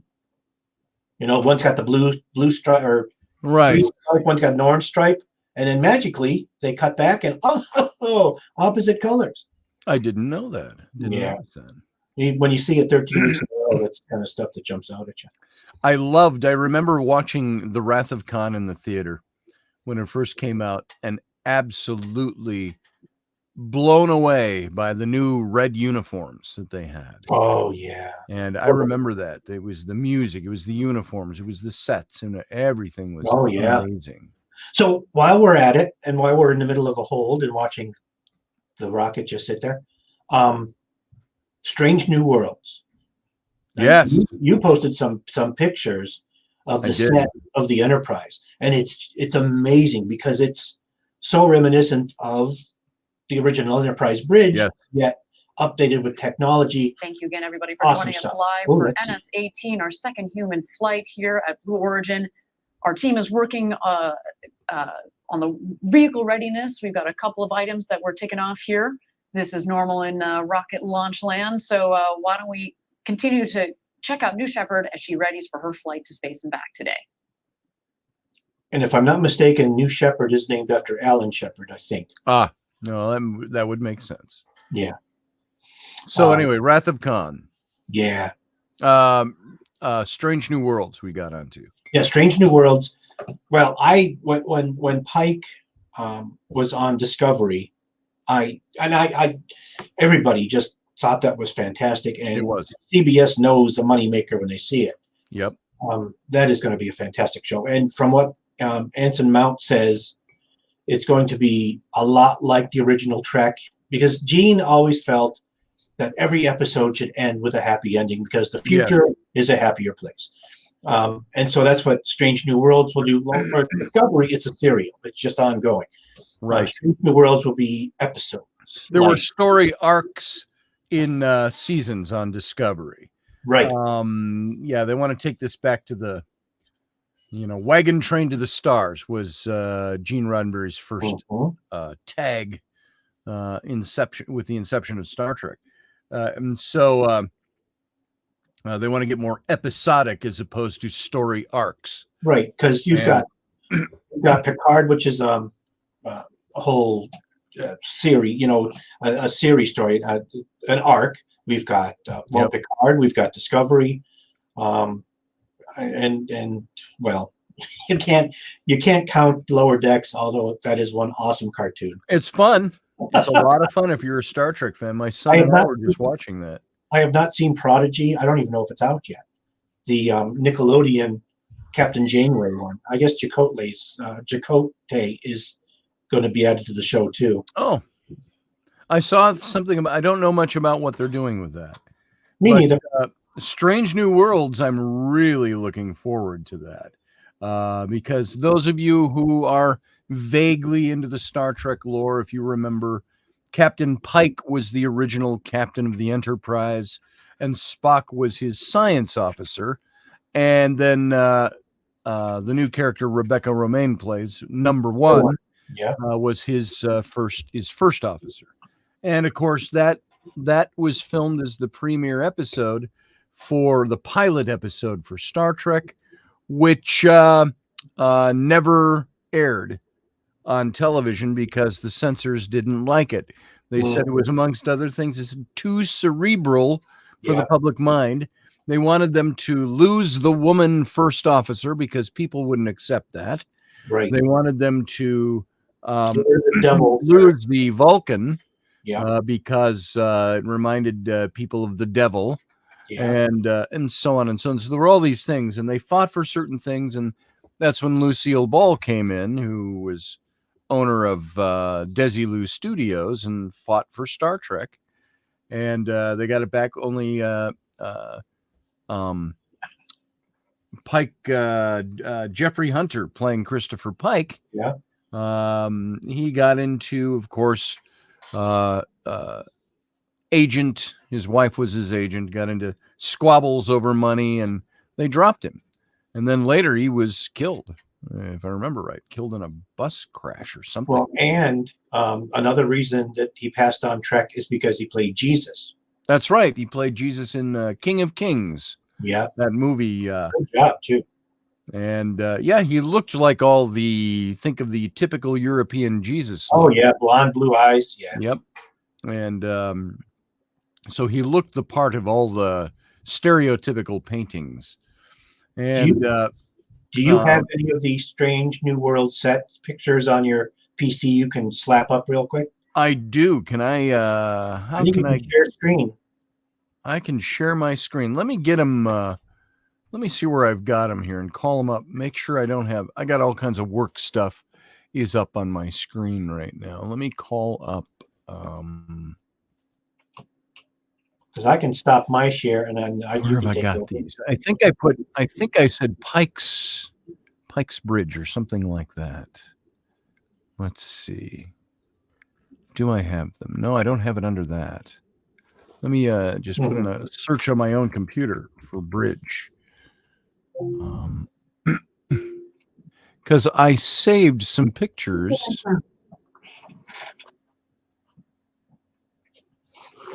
But I'm not sure. I must have named them something really odd because I don't see them. STW. Pikes Bridge. Here we go. Pikes Bridge. Okay, yeah, this is the new stuff. All right. Here we go. Let's grab this. All right, I'm going to open these pictures up in Photoshop.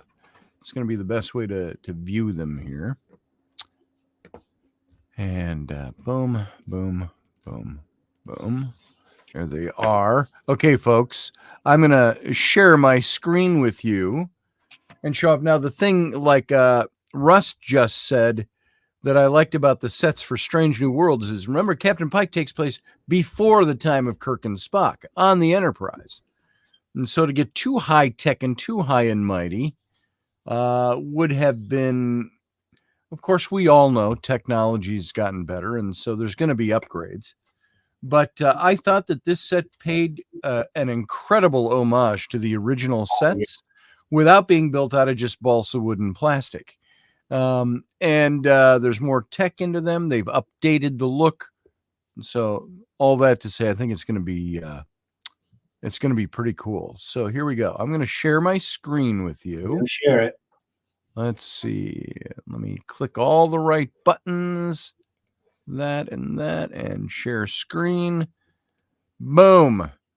Share. Now you're going to see that little prismy effect. There we go. Now let's go to Photoshop here. Now here are some of the sets. This is the bridge set. Yeah. Now this is this is Spock's station. And of course you can tell by this little piece over here, the library computer. And I want you to take note how even though the technology in this is all updated, look how they've used the same kind of buttons and toggle switches as the original. They've used little boxes like this that have that look of an old radio, old television housing unit. Look at this. Same here. And same here. These are all updated versions of that. There's the bridge itself. That is fantastic. And so in the original series, of course, this was all carpeted. It was just studio floor. Back. We are T-minus 45 minutes to go. This would be Spock's station back here now. And I think they've moved. Uhura used to be back here, communications. Now they've got her over here, I believe. Good. We're going to because this is the library computer here, Spock's station. I do believe. I might be wrong. Either way, it's gorgeous. Absolutely. So you get the idea, but they've still used a very similar to the chair Kirk was in the original series, which I like, with the wooden arms and the leather and all of that. It's only slightly different. And then you've got a couple of other shots here. There's the main helm and navigation. It almost looks like the movie ones, but it does almost. They didn't go quite as red. It's a little more orange, but it's still in the movies. I think they stuck with white on this with only red highlights, something like that. Yeah. And here's one of the panels as well. Amazing. So pretty cool stuff. So that's the look of the USS Enterprise bridge from Strange New Worlds, which is coming up. Is that airing this October, November, or are they waiting till January? Do you know? No, Picard is in January or February. This is after that. So it's going to be March or April. Discovery starts in November, and then Picard in January or February, and then we go from there. So anyway, very cool. So that's the only looks that I've got from it. When they showed it in Discovery, by the way, you remember Star Trek Discovery was where you got your first look at what Pike's Enterprise was going to look like, and it was pretty cool. It was a lot blacker, a lot sleeker and darker. I don't know what they're going to do with the lighting of this. The lights were all up for those pictures. Those are obviously behind the scenes pictures, not film clips. But there you go.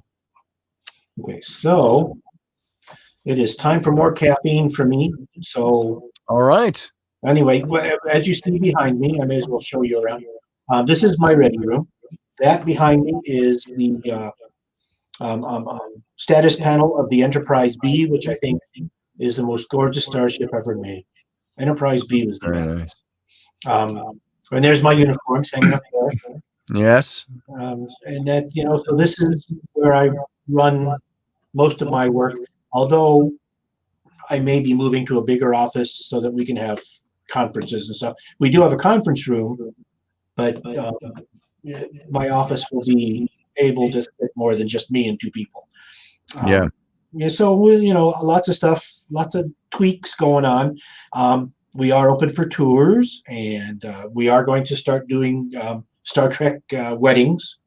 I can perform weddings in Ohio. I think almost anybody can these days. So we're going to do weddings. We can do small receptions in the conference room. So come and visit. It's a pretty cool place. If I can, let me see if I can pull this off. I don't know if I can. I will. There is a live camera. See if I can get another page here. I will say, Mandy Moo, you have made an astute observation. What's that? There, that why do all rockets look like dicks? She said. Because they do. Because they just do. They got to be long and skinny and hard enough to not fold when you hit the stratosphere. There you go. Yeah, you don't want breakage. So There you go. There's a live view from our live camera. That's the Federation headquarters right there. Even lights on. There's our visitor center. There's the Enterprise. There's Nichelle. There's the chair. They're all. I don't have the lights on because I didn't want people coming in during this broadcast. But behind the camera is the gift shop, which goes up and back. And there's the corridor with all of Scotty's doors and lots of signed, framed stuff. This sign actually goes out front when we're open. But there it is, live view. So if you go to trekfederation.com and you go down to the icons and hit headquarters cam, you can drop in anytime. So there. Very cool. Yeah. And then we're back to Origin. There we are. Right, there we are. So it's time for me to get more caffeine. I'm not usually talking this much, so my voice is getting a little rough. All right. I live on caffeine, so I shall return. I mean, if you want to take a break, Scotty, we'll let them watch. Let's go. I'm going to go get a little more coffee. I will go unmute, and so all you'll be able to see is my studio here. And Russ will be back in a few minutes. And Russ, if you want to turn on the sound for the feed, then I'm going to go mute here. And so we'll be back. Yeah, the sound is up. It's not. They're not saying anything. They're just not talking. They're being silent. So I'm going to go on mute, folks, and we'll be back in a few minutes. They're now a half an hour. They've been on hold. Other than that, we were 45 minutes from launch. So we'll be right back. We're going to get some coffee. You guys get some coffee. And for those of you who are around, let's have a little more just morning coffee chat.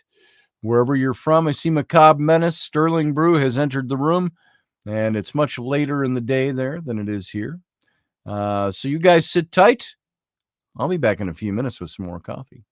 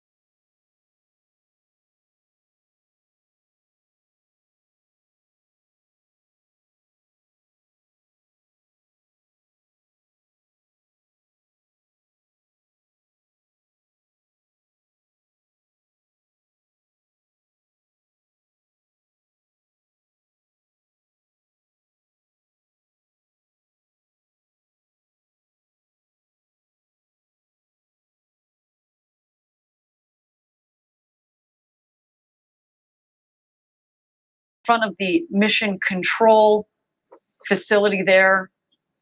Get a couple more words of encouragement. That there, in fact, is their friends and family that have flown down here to Texas to watch them go to space and back.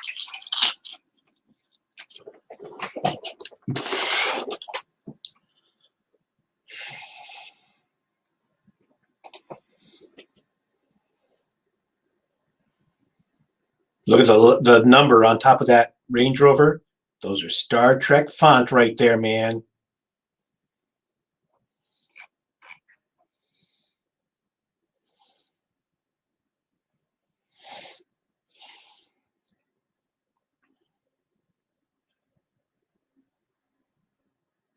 I think we should have driven them up in the Galileo van.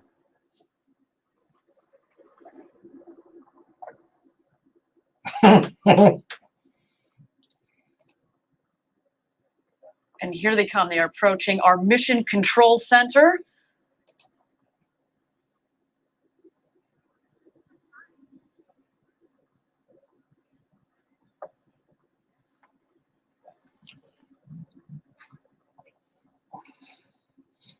Hey, Chris, it's they're coming down in Texas too. I just don't know where.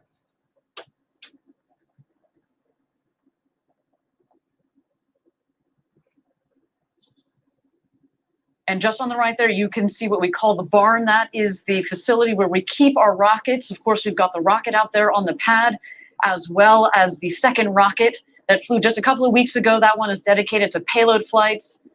Oh, no. It's really amazing to see all the demand we've seen for those payload flights, to the point where we're able to have a full separate booster specifically dedicated to doing this important research in science.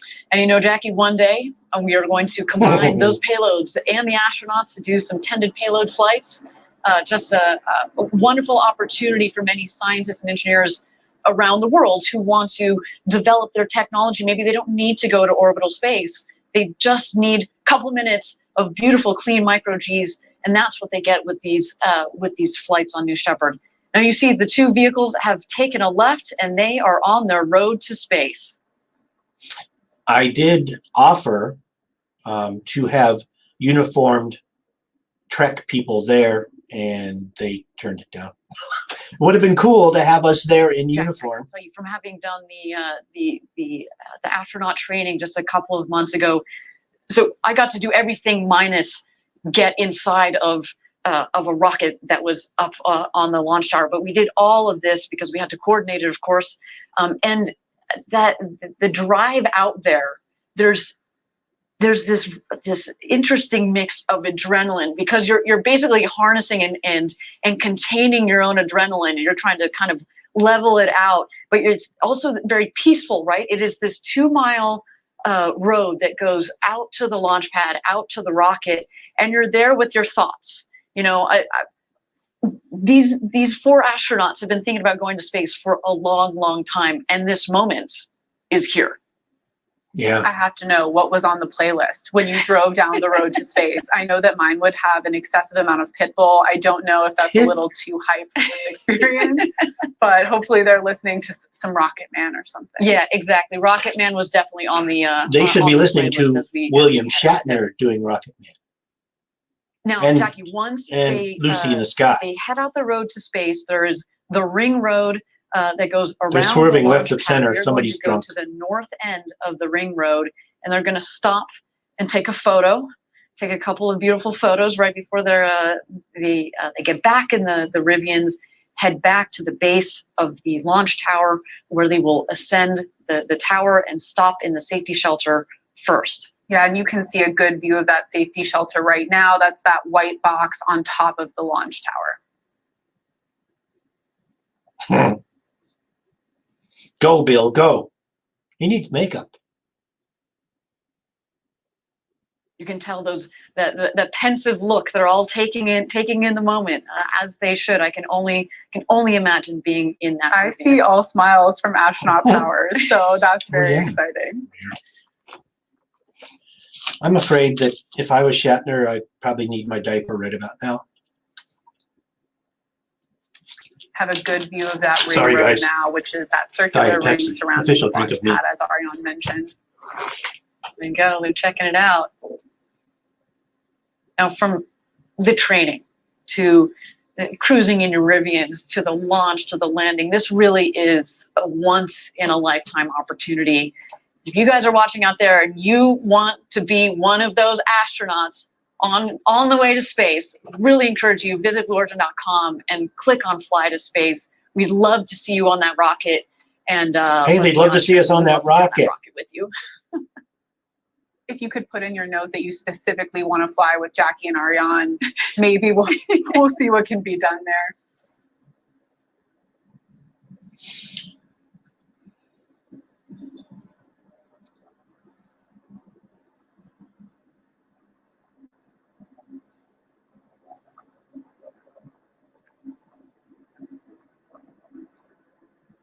That helicopter is getting mighty low. That would have been a disaster, Matthew. The astronauts are getting out of their George and Rivian, Bill do not getting get those along. Smiles ready for that ring road crew photo.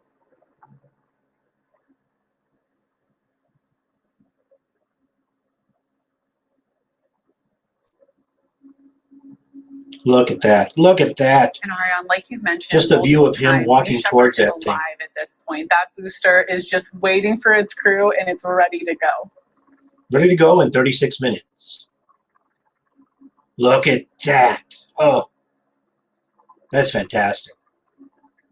On the right of this shot, you While they're do waving. see Sarah Knights, our crew member 7. Why do I wave She's gonna back? accompany I don't the know. crew Not like up they to can the see me. tower and make sure they're situated in the capsule in just a little bit here.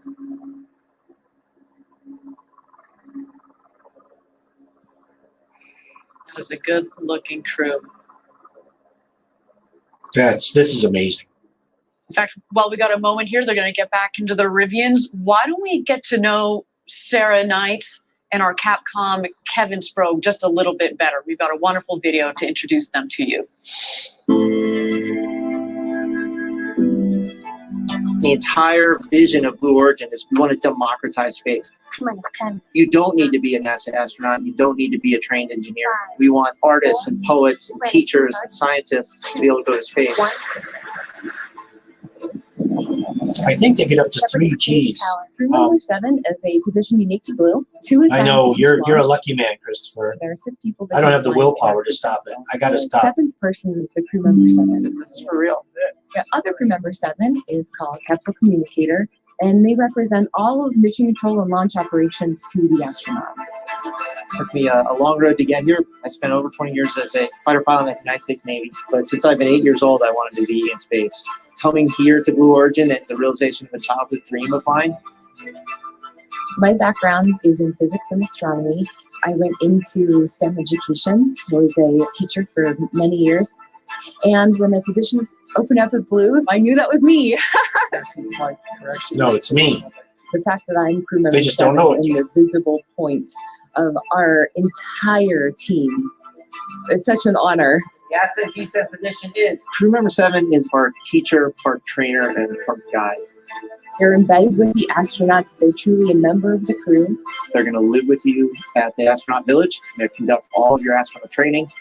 Spaceflight is complicated, but our astronauts that fly with us will not need to have a complicated view of what's happening. The rocket is autonomous, and all of the safety systems are hardwired into the core. On launch day, crew member 7 is actually going to walk you up the tower, put you in your seat in the capsule, close the hatch. Capsule captain. The Capcom will then take over as the astronauts take their journey to space. And then as soon as they land, crew member 7 will be there to help open the hatch and whisk them away to the celebration. Our astronauts are one part of a very historic journey.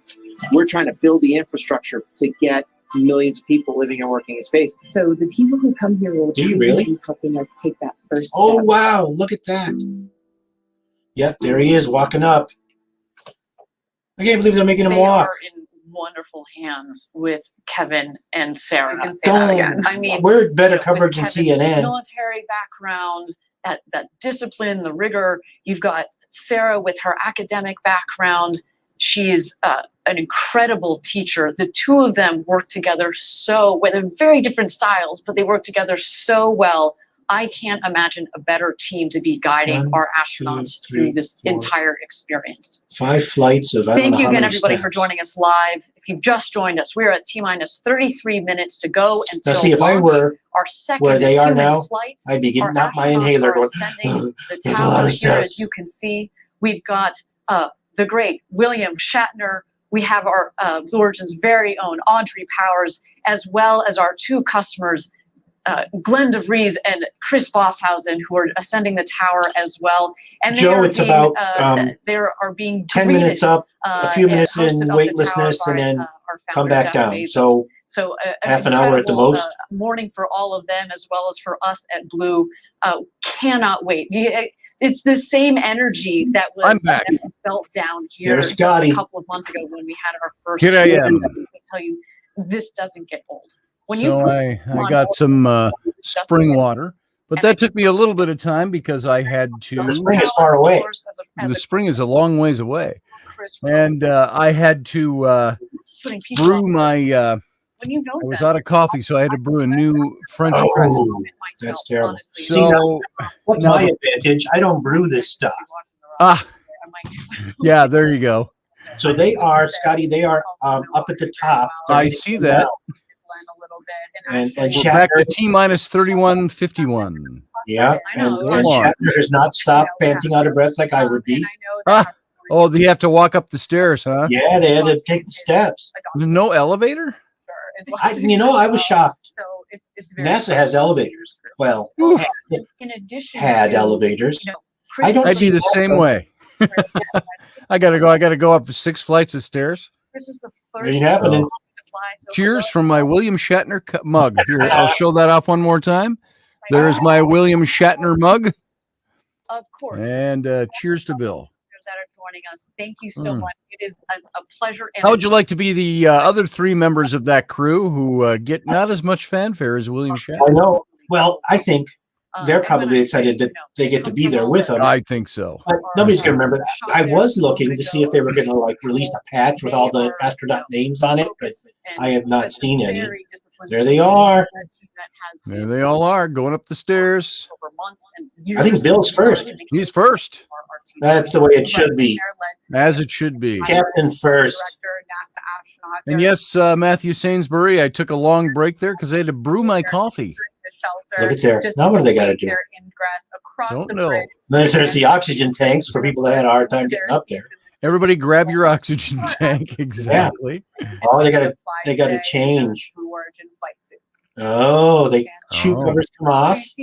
Oh, this is the cleanup room. Number 7, she in just a moment here is going to go. She's going to leave the shelter. She's going to go out across the bridge. Just check in with the tower crew. Make sure Bill's about like me with crossing my legs to take off my shoes. Good night. I'm going to grab my pant leg and pull it up there. It's like, oh my God, I can't stretch like this. If he didn't go, nothing like me.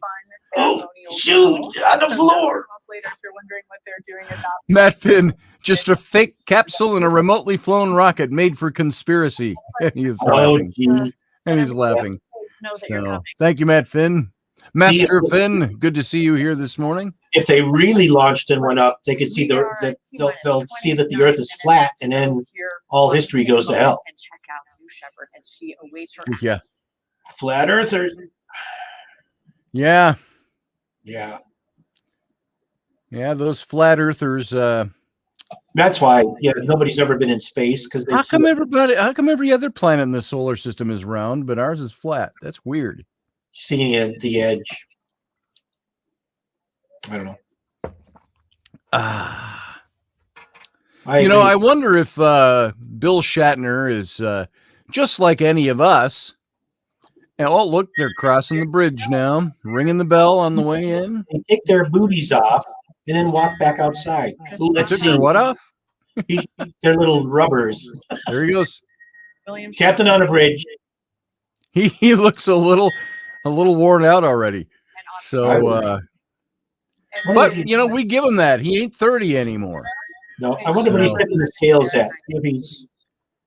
But I wonder if he's like the rest of us. As you get a little older and you get busier in life and all of that, and you get tired quicker. You know, you got to put a big thing on the calendar. I got this big thing coming up. Then the date comes. You go, I got to do that thing today. Oh, yeah. You wonder if he got up this morning. He's like, yeah, the rocket thing. I bet he didn't sleep. Maybe not. He does look a little tired, but Yeah. at the same time, he's going to be home for dinner. So That's true. He will. Look at that. honey, I'll be home at about 5:30. Let's have roast tonight. I always wondered why the Yes, Macabre, he's human. Why the screen? I don't get it. Why the what? There's like something like it's a tarp. It's a There goes Glenn. barrier. There's Oh. an opening where they go through, and then there's like blocking. Maybe so you can't see inside from it. I don't know. Okay, come on. Captain should have been first. Captain should have been. See that those? I can't. Yeah, you can't see where I'm pointing. Into the hatch he goes. All of this is very carefully coordinated. You can use your mouse, I think. Many times during Oh, No, true. the mouse doesn't carry over. It does, but not much. go Poke, in, poke. Hey, Bezos, look here. Poke, walking poke, and poke, poke, poke. clockwise. Yes, Yeah. Chris Borman. What kind of wine goes with I've just left the stratosphere and come back, and Harnessing now what bottle do you break for that one? many times Is during, that during the training. is that a if you Chardonnay or is that a Number 7, Sauvignon Make sure moment? you're That'd be Perignon, because that's what they christened Enterprise And B Ariana, I with. know you mentioned Oh, you that's right. board That's right. the highest seat number first, and then the seat Oh. number 1 is the last board, which is of course Audrey. There he Hepburn. goes. Go, Bill. Go. This is I this say is so pause there. one last photo op before What he a enters the surreal castle. moment. There he goes. Tiberius bunk. Kirk He bashes his head. is boarding on the space. Come on, Bill. Yeah, There it is. that is That's like huge. me. That's like me getting into a car. Now, You know, I drive a Suburban. I like to be up off the. I don't drive big cars because I have, what? small penis syndrome. I drive them because I like stepping up Dozens of into a times. vehicle. I don't like scooching down. Inside If I out. put my butt in first into a car in a Yeah. passenger, I'm always like, get my Oh, head in under the you door. have to pay And I'm like, attention. oh my god. Of course, when you're getting back in your seat after you've been up there at 0G. So yeah, now it looks like they've all got their own windows. Yeah, that's the thing with Bezos's rocket. You all get your window. Everybody gets a window. That's kind of cool. I want the window seat, please. Yeah, if I'm going into space, I want the window seat. Of course, They all get a window so they can see the Earth. Even more than they have, so she had kind of a leg up on them. There's Buckle up for safety. On the left, and there goes Sarah Knight, our crew member 7, into the capsule. 25 minutes, T minus 25 and 12 seconds and counting till launch. On the left, Oh no! What's that? I'm looking at they only get the tip. Oh. Who's that? Mandy. Is of course Oh, their smiling faces. There it is, Mandy. Once Sarah makes sure all of our I can't astronauts are drink ready now. to fly today, and Oh, they only get the tip. hatch, of course, will turn over at that point to crew member 7's other half, Kevin Sproat, so who'll be Shatner is from 3, above the but I don't know where Capsule 3 is. Communicator. That's not him peeking out this way. I don't think so. I think the drone is looking for Shatner there. Yeah, I think so too. I would be. Macabre said, Scotty said penis. That reminds me of the show from the makeshift studio in Louisiana where we were talking about pianists. And it was You must play misheard. piano? It was misheard. So we talked about pianists for quite a while. People that play piano. Doug Stack, I admitted no such thing. Uh-oh, let's see what's happening. He's walking away. That's Bill. Ah! Yeah. I think it's kind of neat now that on a rocket ship like that, you can see the windows and you can see through to the window on the other side. That is so cool. It's like, once the captain turns off the seatbelt sign, the stewardess will come by and, I'm sorry, flight attendant will come by and there'll be coffee and bag of peanuts. If he even gets that A anymore. bag of pianists. Pianists. The harness is nice and tight. We see just in the corner there the hands of Glenn DeVries. Quick thumbs up. Two big Okay. thumbs ups, yes. I had the chance to chat with Come on, him. Bill. Had Ah! the Oh. other day. It was, We've lost the feed. Glenn, what do you think you're going to think about once Voyager, says Macabre He Menace. said, as much as I've been dreaming about Oh going my to gosh, space that was when I okay. little So kid, until you were up on top of that rocket, he should have taken that model harness from the in. He's like, '60s. there's only so much Oh, that would have been cool. you can That would have been cool. I suppose I Would've can't been carry a lot of extraneous stuff. Oh, into I'm there. sure. Especially floating cannot around, it's going to wait bash somebody in the for head. that moment. Glenn, that moment has arrived. It You has and your arrived. 3 co-crewmates are about to go to space and back. I hope you are taking every mental note Oh, that there yes. is. Diapers, check. Gummies, check. That's what Doug Stack said. Both actually said The nice they thing told is, their family and or maybe friends not so that nice, they're gonna go to that space on this will be December. recorded by They're pretty Facebook and you much can watch it over and over and over again. That's right. It's about time. You've been talking Well, I'm about sure this. there'll be YouTube all over it. And We're really True, happy yeah. to hear We've that been on here for you're 2 hours, here Scotty. for Chris and Glenn. And look at that. We've gone 2 hours and we still have lots to talk about. Glenn even Dude. said, you know what? I haven't heard of from I haven't There's a heard from helicopter going over my couple of place. friends since Ah. kindergarten, and they've reached out to me and they said, yeah, you were talking about this when you were 5. Can you imagine? I think one of Remember, Glenn's risk special guest is our business. his middle school classmate. Risk is, who had you know, to what be was here it? If you want to sit in this chair, that was Generations. Risk is the name of the game if you want to sit in this chair. There it is. This chair right here. There it is. I've got a chair very similar to that coming in. I made a post I like on my it. social media the other day. I got this one. It's I a have nice the chair. exact duplicate at home too. Mine's Like- black on black. Black The and only blue. problem is on the headrest, it's got the logo of the company. And I'm like, Oh, I wish yeah. they hadn't done that. Yeah. But, you know, that chair, the look of that chair, just in a photo, you can get a chair like that for $89. You can get a chair like that for over $950. Oh my! They both look the same. It's just what they're made of, I suppose, and what they can do. I had the Well, like mine has a footrest in it. It's like, Oh, you I got don't one of think I'll those. ever be leaning back. See, I can lean back in this chair, me too. this captain's chair, but not very far. I'm going to tip this thing up. I'm going to do my William Shatner right now. He's about like this. Yeah, he's about like that. No, So yeah, this is my old antique chair here. you got an antique. You can see Oh, part look of it. there. Does it spin? I have one of those. It does. It's a spinny chair. Yeah. I used to have a really nice one with the arms and it had the claw feet on it, the old antique Right. captain's chair. Yeah. And that disappeared. I had it in some office and it just disappeared once. I went back after I'd left the company to pick up some of my stuff and my antique desk chair. Nobody would fess up as to who took it. But so this is one I got to replace it. And I've had this for a while. This will go in the corner or it will go in the Captain Ahab Museum. And I'll have my new big chair should be delivered sometime in the next couple of days. Yeah, I tried the $89 one and it was not comfy.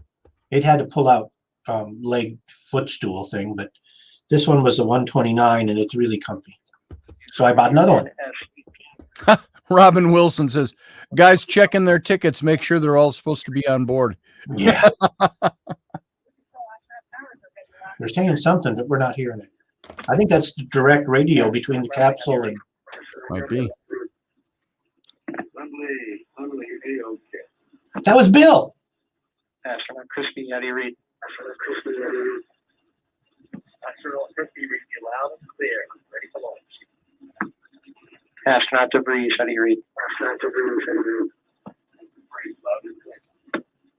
See, now William Shatner can actually claim he is an astronaut. That's true. After you go into space, you're an astronaut. Well, for now, sit back and relax. Yeah, they should ask him to say engage. Of course, Kirk never said that. No. That was a Picard line. Yeah, he And there they are. You got it there. yeah, Kirk really didn't have a catchphrase. Kevin Sprague. He All didn't. four astronauts No. in their seats. It sounds like Captain Pikes is going to be punch it. is Yeah. the Well, that's what it cult was for in William Shatner, Captain the Kirk, first he referenced J.J. in his, Abrams The movie. J.J. Abrams movies. Punch it. Then, of course, astronaut Crispy. He also was a DJ on the side, DJ Crispy. Well, here, I And should just of course, grab our my other little one customer, here. Astronaut DeVries, Len DeVries, in the final seat there. There you go. Oh, what? All He's grabbing his little what? all sorted. And I got my little one. Oh, goody. again, if you're joining us My live, little one. So 18 minutes to go until launch our second human flight of New Shepard. there you go. It all lights up.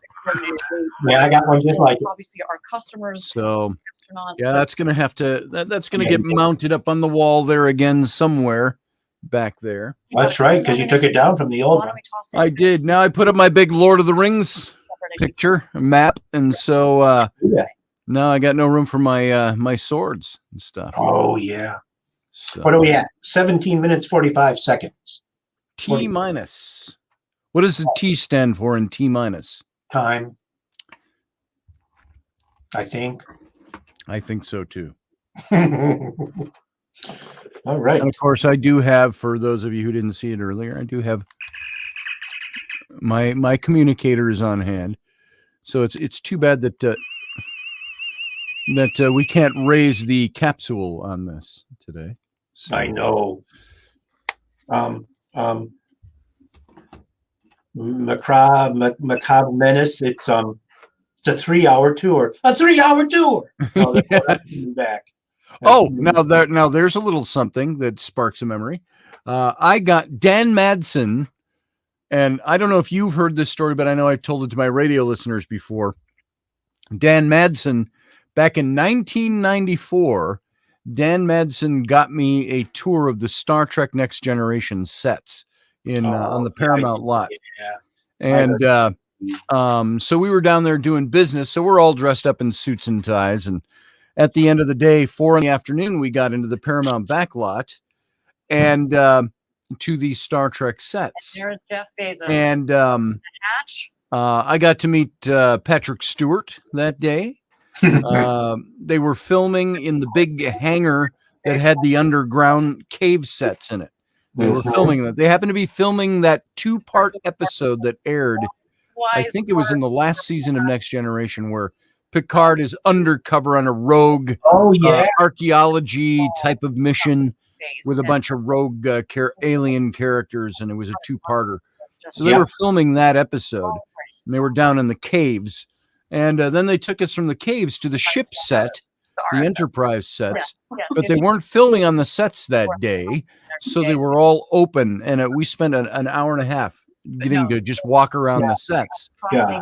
But on our way out the door, there was Patrick Stewart sitting in a big, tall director's chair, going through his script in full costume, and David Rossi was the guy who toured us. He was kind of the gopher in the golf cart that picked us up at the gate and drove us back to the sets. Now, David Rossi, you'll find him listed as one of the producers in some of the more recent movies and the more recent Star Trek shows. So he's worked his way up from gopher in the golf cart to producer. And so before we went out, he came over and he says, "Hey, do you want to meet Patrick?" And we were kind of like, "Would I?" And he says, "Wait here." And then he comes back in a few minutes later and he goes, "Come on, follow me." And so we go out, and Patrick Stewart sees us come out, and he stands up from his chair. "Well, good afternoon, hello."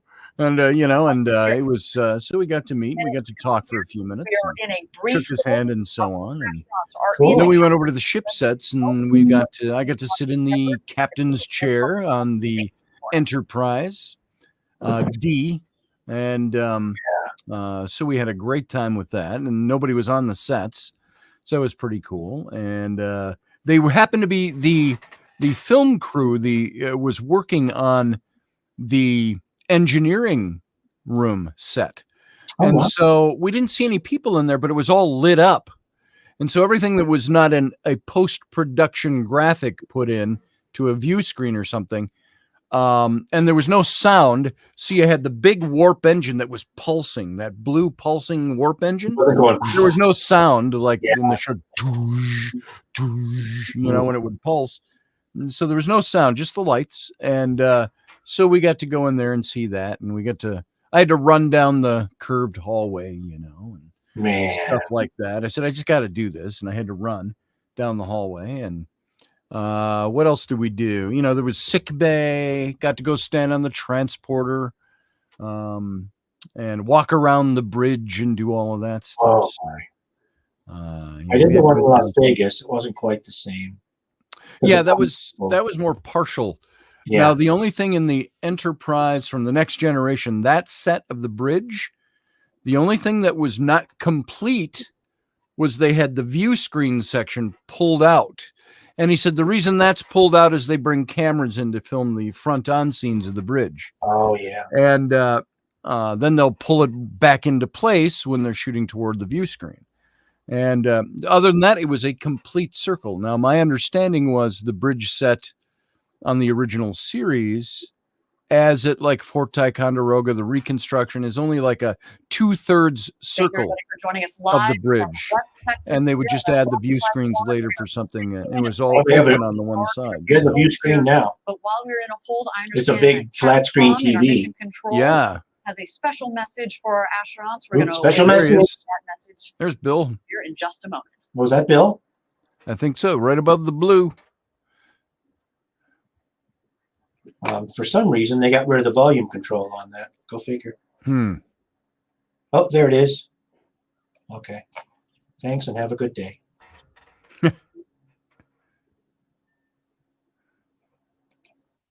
Oops. Don't do it. Messed that up. Okay, we're good. Macabre, I think you're right. I think he was very happy I was speaking about other things. When I met, you're talking about what? Are you talking to me when I spoke to Patrick Stewart? Yeah. Oh, I know. And maybe Macabre, maybe you remember the story. When I met him, he had just a few months earlier had been up in Minneapolis. They were touring a stage play, and they played it at the Northrop Theater on the University of Minnesota campus. And Patrick Stewart was in it, and he had a couple of the other people, Brett Spiner, some of the other people from the Next Generation. But it was a play called Every Good Boy Deserves Favor, was the name. And it was about third world dissidency. And I think they had a big, what was the group that, You're really going to space. I can't think what the, oh, are they talking to Shatner here? In your best imagination. No day passes by that we don't look back on this journey without having a smile from ear to ear. Have a safe flight and enjoy. Greetings from your youngest predecessor, Oliver Damon.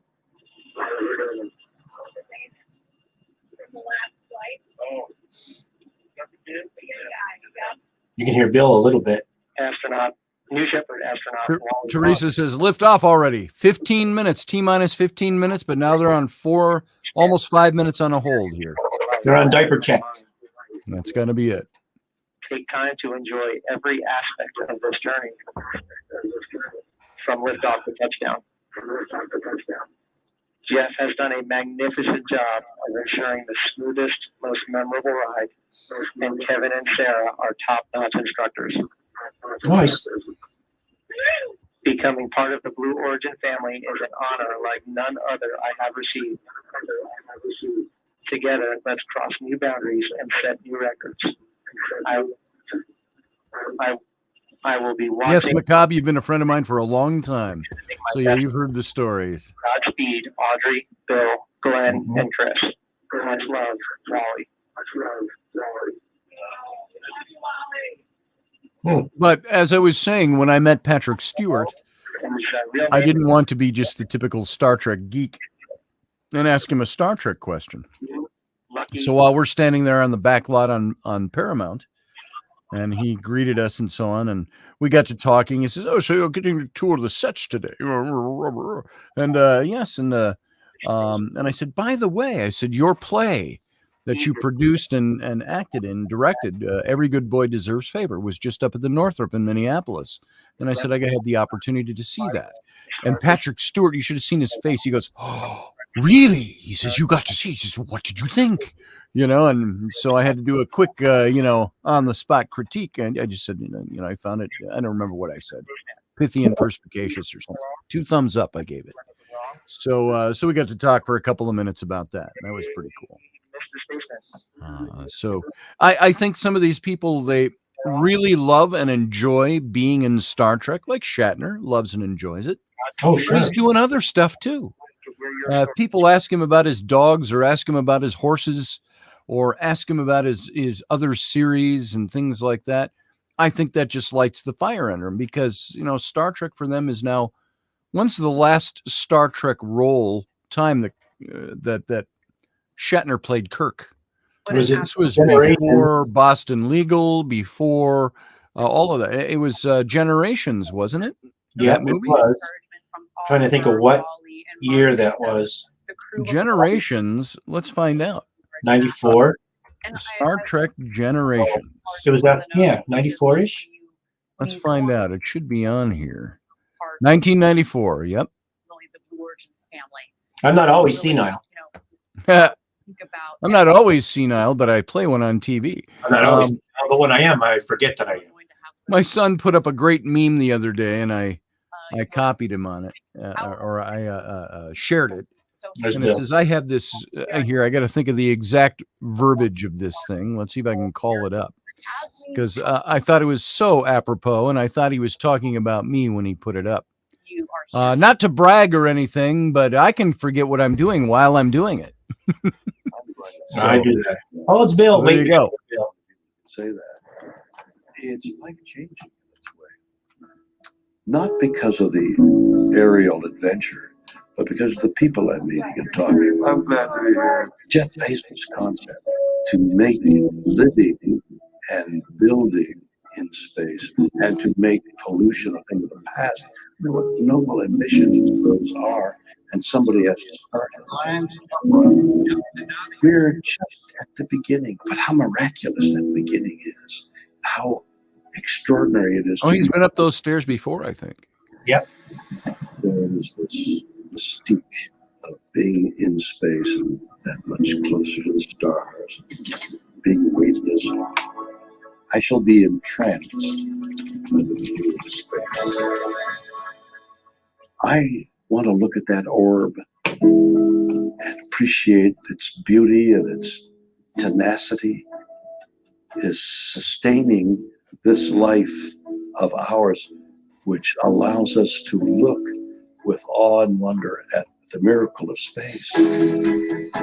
There is an adventure in my life that I would not have had I not done this. And it looks like there's a great deal of curiosity about this fictional character, Captain Kirk, going into space. So let's go along with it and enjoy the ride.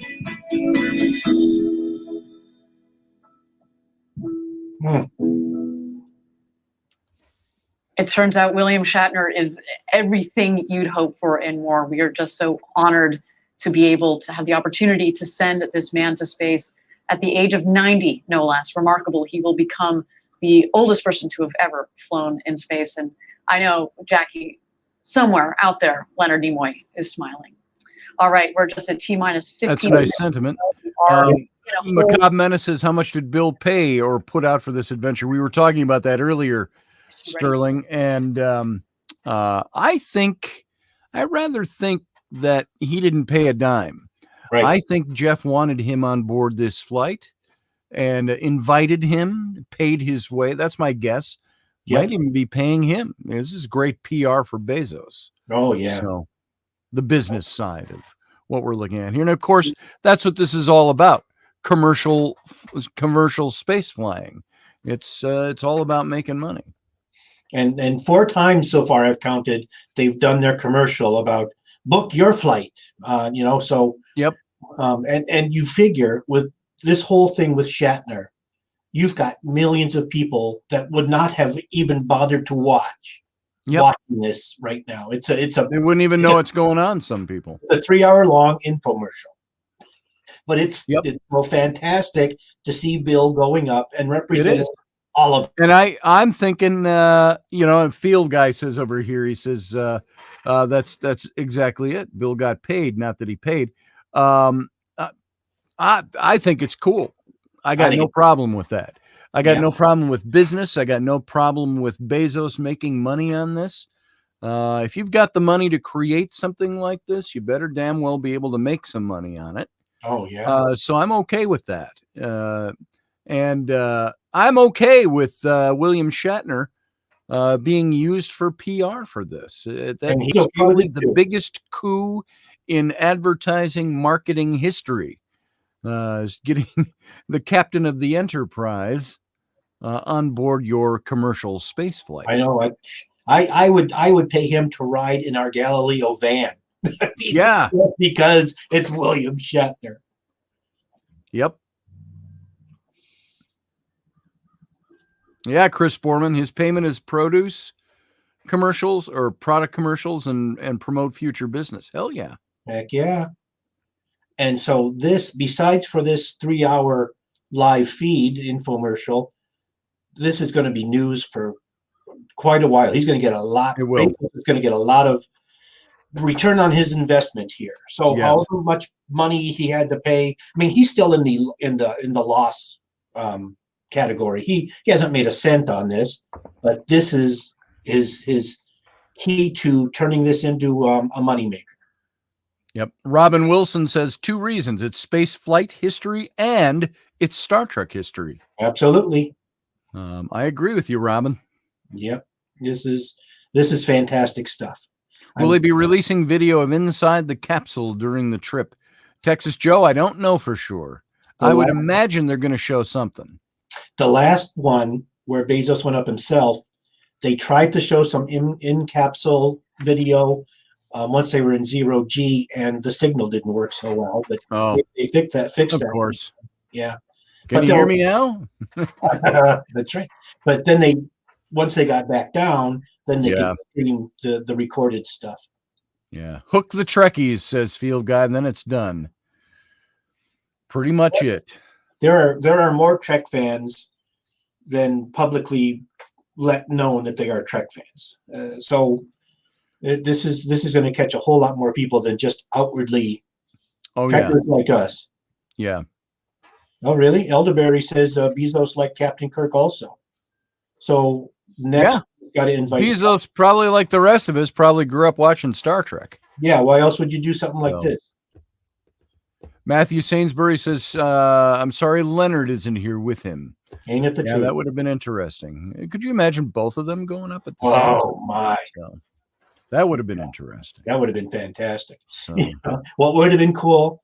Well, I know you got to have somebody trained up there, but you get Bill, you get Leonard, and you get Nichelle. You know, because the 3 of them always got along. That would have been incredible. This is incredible as it is, but if we could have done that, that would have been really something. Gosh, you notice they didn't ask George Takei to fly up. Oh. No, that would have been there. It would have been the wrath of something with those two together. The wrath of Takei. Yeah. You never know. I think my personal opinion, as much as I loved all the characters from the original, it seems to me that William Shatner drew a lot of controversy because William Shatner's William Shatner. We talked about this earlier, and you mentioned, he likes to be the center of attention. So he's an actor. Most actors don't act in a closet. They act to draw attention. He liked to draw attention to himself. Sure. They say he had a lot of controversy with some of the other actors from the old series. Yeah. Probably did. But I look at this and I say, now maybe somebody can counter this for me. I look at George Takei and I say, what have you done since Star Trek? Maybe there's something out there. I have no idea. I look at William Shatner and I say, how do you nail his feet to the floor since Star Trek? I know. He's everywhere. He's always moving, always doing something. I sometimes saw that, and this is just commentary of my own, maybe not necessarily reflecting the opinions of the Federation or those who own it. I find George Takei to be a bit of a bitter old, and I don't say this for political purposes, but a bitter old leftist is what he's become. He doesn't seem to be a happy guy. He's always bitter about something. And that always bothered me about him. And then I say, and then he's got his stuff with Shatner, and he made a big public thing about it a few years back. And I thought, is that to draw attention? Because Shatner is always moving. George Takei, I haven't heard much about. So Broadway. He does. He has a show. Does he do Broadway? He does Broadway. He's done that for, well, a few years before COVID.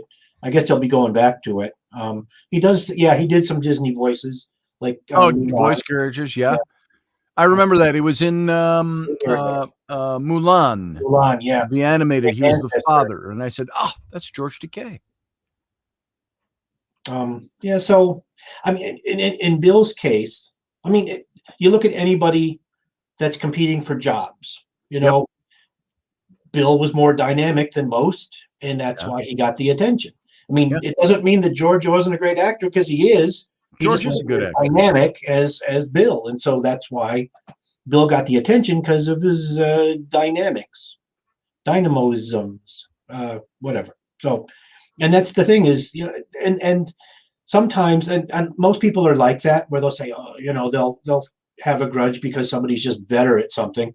I'm like, well, just be happy for them and be you, you know, be yourself, and be happy for the other guy. So. And yes, by the way, Texas Joe, I did notice that Spock's father, Mark Leonard, the actor in the original series, was also a Romulan commander. And he was a battle episode called Balance of Terror. My favorite. And we were talking about that a little earlier.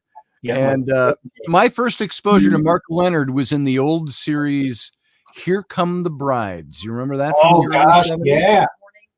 He was the landowner, the banker, or something in that series that they were always running up against in a kind of a lighthearted, dramatic comedy sort of way. Yeah. Oh, wow. And then he was also Spock's father in the original series, remember, on the episode Journey to Babel, where he was first introduced as Spock's father.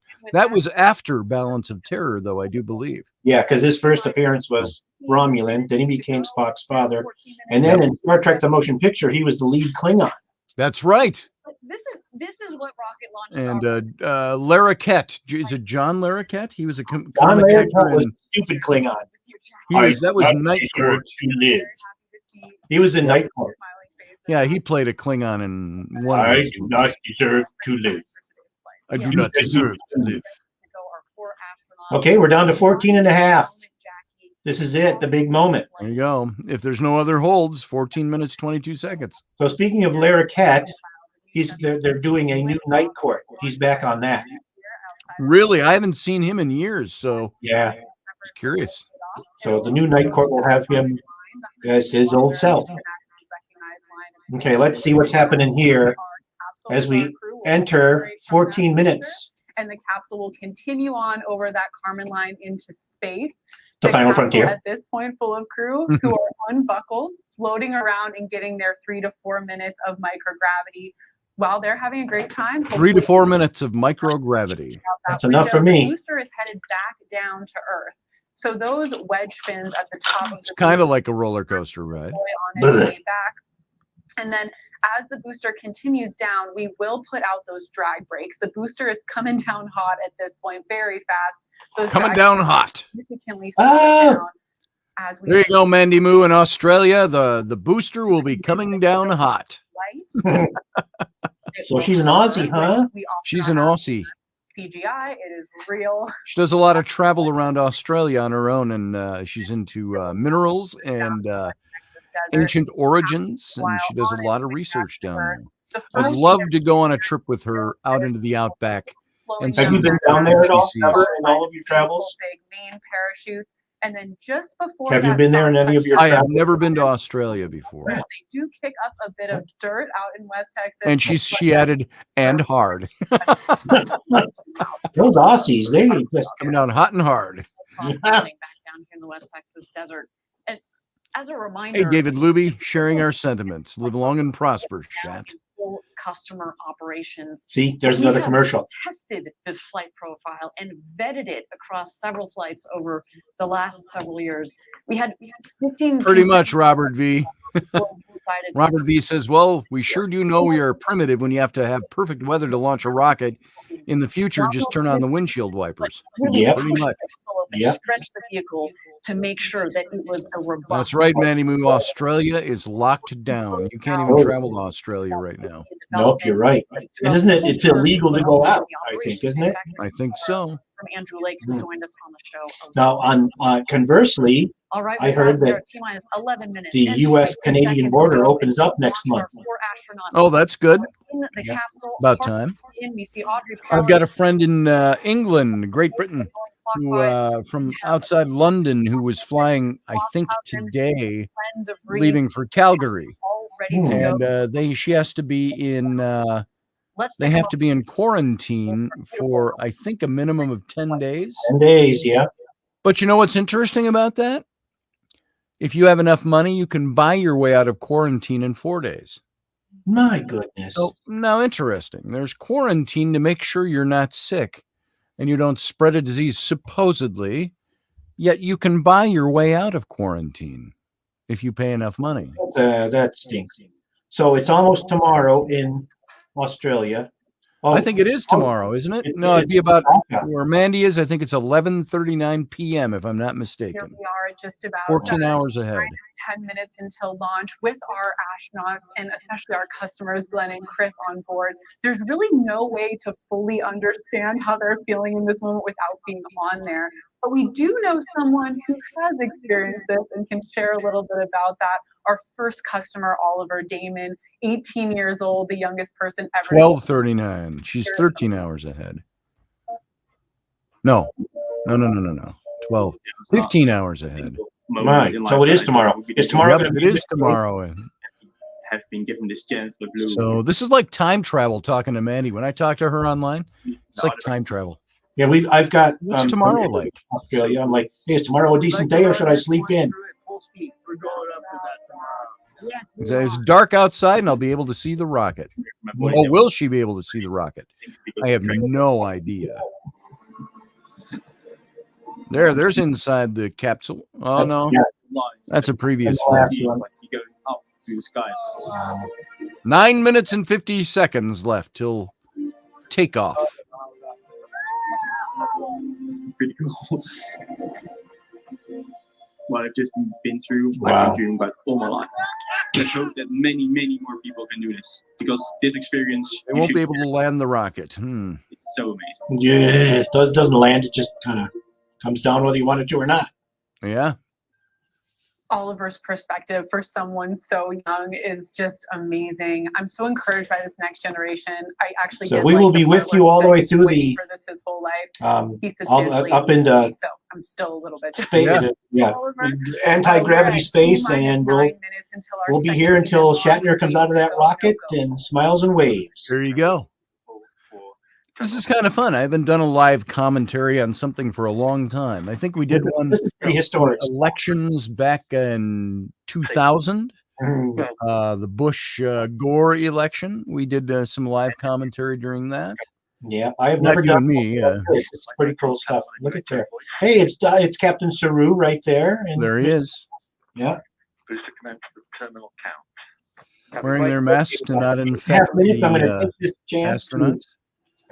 to go potty. I'll be right back. As you heard it, we are Manny Moo said, "Money cures COVID. It's a miracle." in flight. I am so There excited. it is, Mandy. Now, earlier this week, I sat with them to discuss rocket. Why, thank you, Matthew Sainsbury.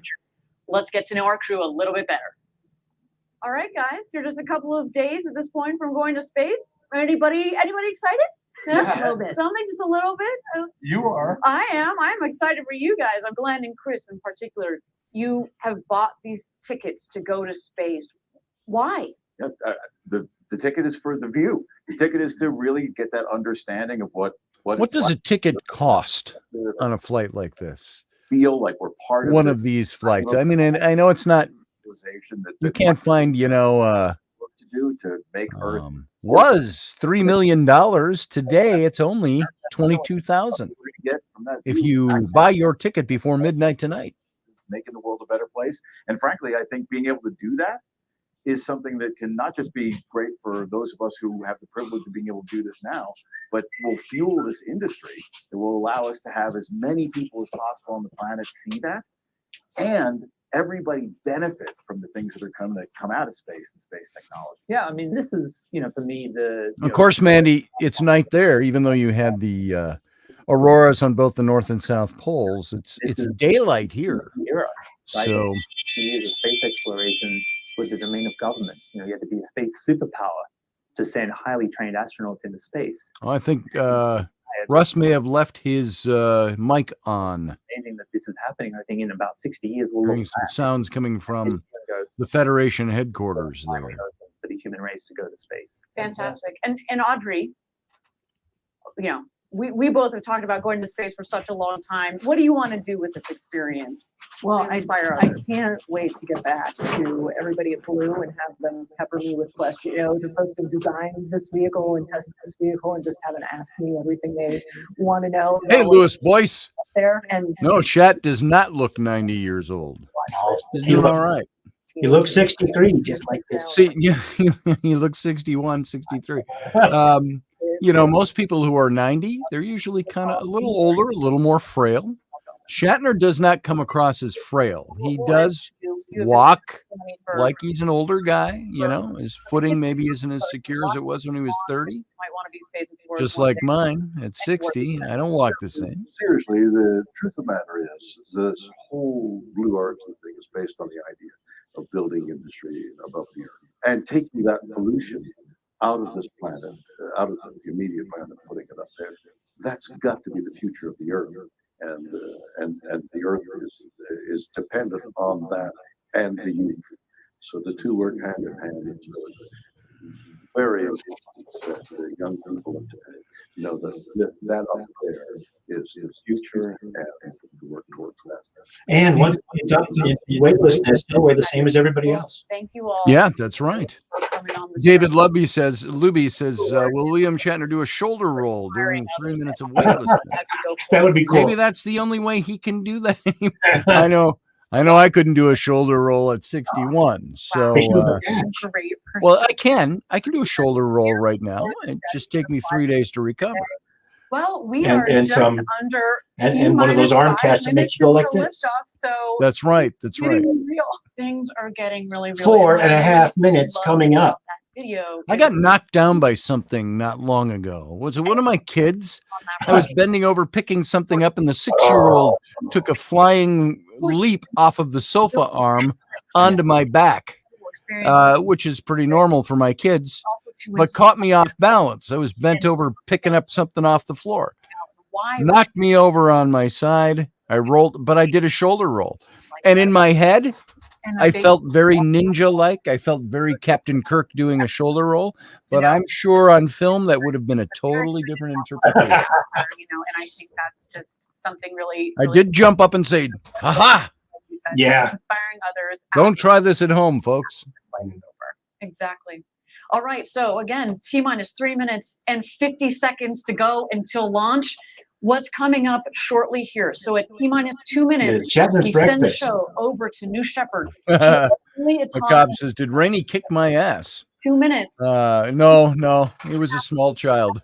The rocket is in control of itself. Of course, we have an incredible team. I will say for the record, Rainey has never hit me or knocked me over, but she has taken my breath away. There you go. There you go. Was she here to hear that? No, the she wasn't rockets here. to be autonomous for safety. Again, we kind of you think I will leave this for people's imaginations. This is the naughty part of the show, but I will say this, that without giving you any other further description, my wife has looked down on me and said, for the rocket, "You gonna make it?" So Wow. there you go. You can use your imaginations on that. Want to make sure that they've She got was up full another freedom flight of of steps. movement. Yes, yeah, there it was. It was a flight of steps. At the base of the rocket, you can kind of see it's a little hard in this image. You're going to see the engine nozzle gimbal. The engine moves back and forth. It also helps with the directional capability of the rocket on ascent, but also especially on descent as it comes in to land on the landing pad just 2 miles north of where it's taken off from. Oh. And then, of course, you've seen throughout the morning the rocket venting. It's full of propellant at this point, but we want to make sure that we keep the propellant tanks within bounds, of course, of pressure and temperature. This morning, a little bit easier to do that versus our last flight, which was in the middle of July. What's a little hard in this image? Morning here down in West Texas, but again, we've got our ching. Everything's an entendre. Russ, that's the best part about doing radio is when you finally learn in life that every single thing that comes out of somebody's mouth is an entendre. Look at there. There it is. Look at that. Oh, the gimbal. The bridge is pulling away from the rocket. You got to, when you're inside there, you got to look at that and go, wow, this is it now. Yeah, there ain't no getting out now. T-minus 1 minute and 35 seconds till liftoff. The only way to get out now is to jump about 100 feet. Just keep moving, says Teresa Danton. Thank you, Teresa. I'll keep that in mind. There go the aft fin checks at the base of the rocket. I think they pulled out too soon, said Dave Jacobs. Oh, where have we gone? Meters tall. Oh, we could get a lot more evil than this. I didn't know those flaps actually moved. That's fantastic. Yeah, that's in case they lose thrust, they can flap their wings. Yeah, that's You it. can just see slightly there the gimbling engine at the base of the rocket. Okay, dudes. Less than standing up by itself, says Manny Moo. It's got that cord. That's like me. You take away all support, and I stand up all on my own. Yeah. Oh, yes. Blend of Reed rocket pilots and William Yes. Shatner. There it is. 30 seconds. Ladies and gentlemen, There we go. this rocket, Yes. Godspeed, New Shot Shepard. to Enterprise. Well, the video still works, There you go. Chris. It's still working, right? Everybody else sees this. I see it. My son lost the video. 14, 13, 12, 11. Here we go, folks. 10, 9, 8, 7, 6, 5, 4, 3, 2, 1, 0. We have ignition. And wait for it. Liftoff. There they go. Go, Bill, go. Oh my. Now, is that a drone or is that the pre-made? No, that's the real one. That's them right there. She is on her space with the second human space flight. Right now, I think William Shatner's face is doing this. Little G-force is going on. Hey, Grant Wilson, how you doing? Good to see you, brother. Sadly, you can't see. Maybe you can. Hold on. No, you can't. Right now, they're 490 miles an hour, Wow. 17,000 feet up. Straight up. Base of the screen. Sean Stroik, good to see you. Pedometer, Good they are morning. using speed on their climb to space. We have confirmed. Now, at this point, are you thinking, I'd like to be waving out the window, or are you just hanging on, gripping your claws into the seat chair handles? The chair handles. We're at 35,000 feet, 700 miles an hour. 35,000 feet. They're already 7 miles up, guys. 45,000 feet coming up. Mark. Wow. 900 miles an hour. Mark. Made the Kessel run in under 12 parsecs. Oh, wait, wrong star. 60,000. 60,000. That's 12 miles up already. 8,000 feet. Thank you again, everybody, for joining us live for New Shepard. Insanity, says Nick Allen. With audio Nick cameras, T. William Allen. Shatner, our customers, What's the speed of and sound? Chris Bosshausen on board. They are well on their way to space. So far, a nominal flight, a clean burn on our Blue Engine 3. Coming up at New Shepard, giving them 1,800 a miles an beautiful hour. Flight to space. 1,800 miles an hour. 2,000. And in space, if they don't put on the brakes, they would just keep going forever. Yeah, brakes, space brakes. One thing about space travel, no inertia. Oh, yeah. Look at that. Look at that view. rocket. Coming up on 200,000 feet. To boldly go where no 90-year-old has ever gone before, says Teresa Dantone. And in just a How long moment, did they say it takes to get to where they're going Less than into 10 space? minutes. 5 minutes? Yeah, about 5. to get out of their harnesses and enjoy the beauties of zero Oh, they're in G. 0G right Let's now. wait to listen. Oh, there's the Starfield whipping by from the windshield. I think that's ice. Warp speed has been attained. Yeah. Look at that. Oh, we're slowing down. We're at And there you can see a clean 280,000 separation between the capsule and the booster. and separation. Go. Well, called it too soon. Pull out, pull out. Can't take him anywhere. And there you can see the capsule from the top of the booster.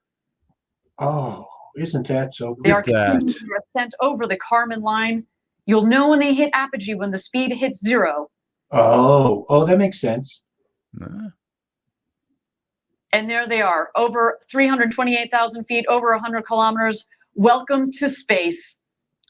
The newest astronauts on board our crew capsule. There you go, Hey, Bill. Leslie Holker. Good job, Bill. The saucer has separated, says Dave Jacobs.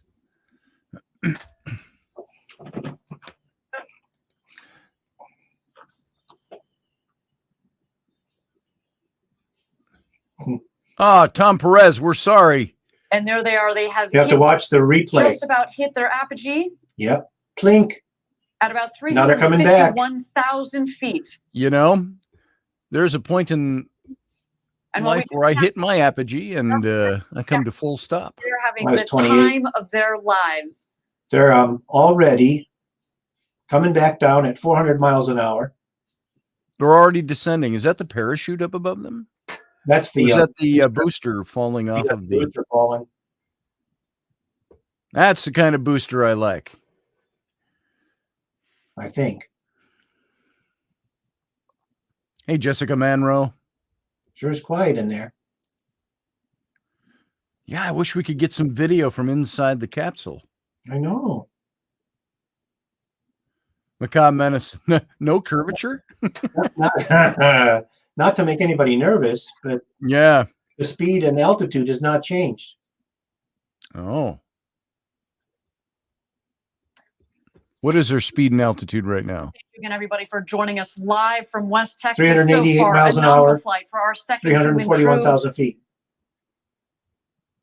So exciting, Jackie, to have sent Captain Kirk himself, Oh, here he William comes. Shatner, to space. Okay. I cannot wait to hear his commentary upon return, as well as our two customers, Chris Bosshausen from Australia, to all the fans tuning in from down under. A big shout out to you guys, as well as Glenn DeVries and our very own Audrey Powell. And now we have commentary coming live from the capsule from William Shatner, the first 90-year-old in space. What do you have to say, Bill? I'm sorry. I know that was tactless, but you know, that's probably what I would be doing at this point, I would think. Top of the rocket, we have the ring fin. Knowing my there's non-affinity with extend from the ring fin. oh, look at that. You see it falling right now. Yeah. The pie fins, the wedge fins help stabilize the vehicle. Now that's the booster coming down. Yeah, the one on the I want right. to see that land. I want to see how well that landing. Oh, it really, the first one went really well. Dramatically. There you can see the wedge fins. He might live up to his name. Hope he holds it in, says Mandy. So both of these are the booster, I'm thinking. Look at that. Yep. Here Yep, it comes. those are both the booster. Yeah. You're gonna have to have some thrust there pretty soon to make sure It's all make sure you don't plummet too fast. Yeah. Mike Hootie, pie. Here we see the descent. We are going to expect the BE-3 engine to Is that thing at the weight that thing is? That's going to be dropping pretty hard and fast. I wonder. Oh, there it goes. And here we come. There it is.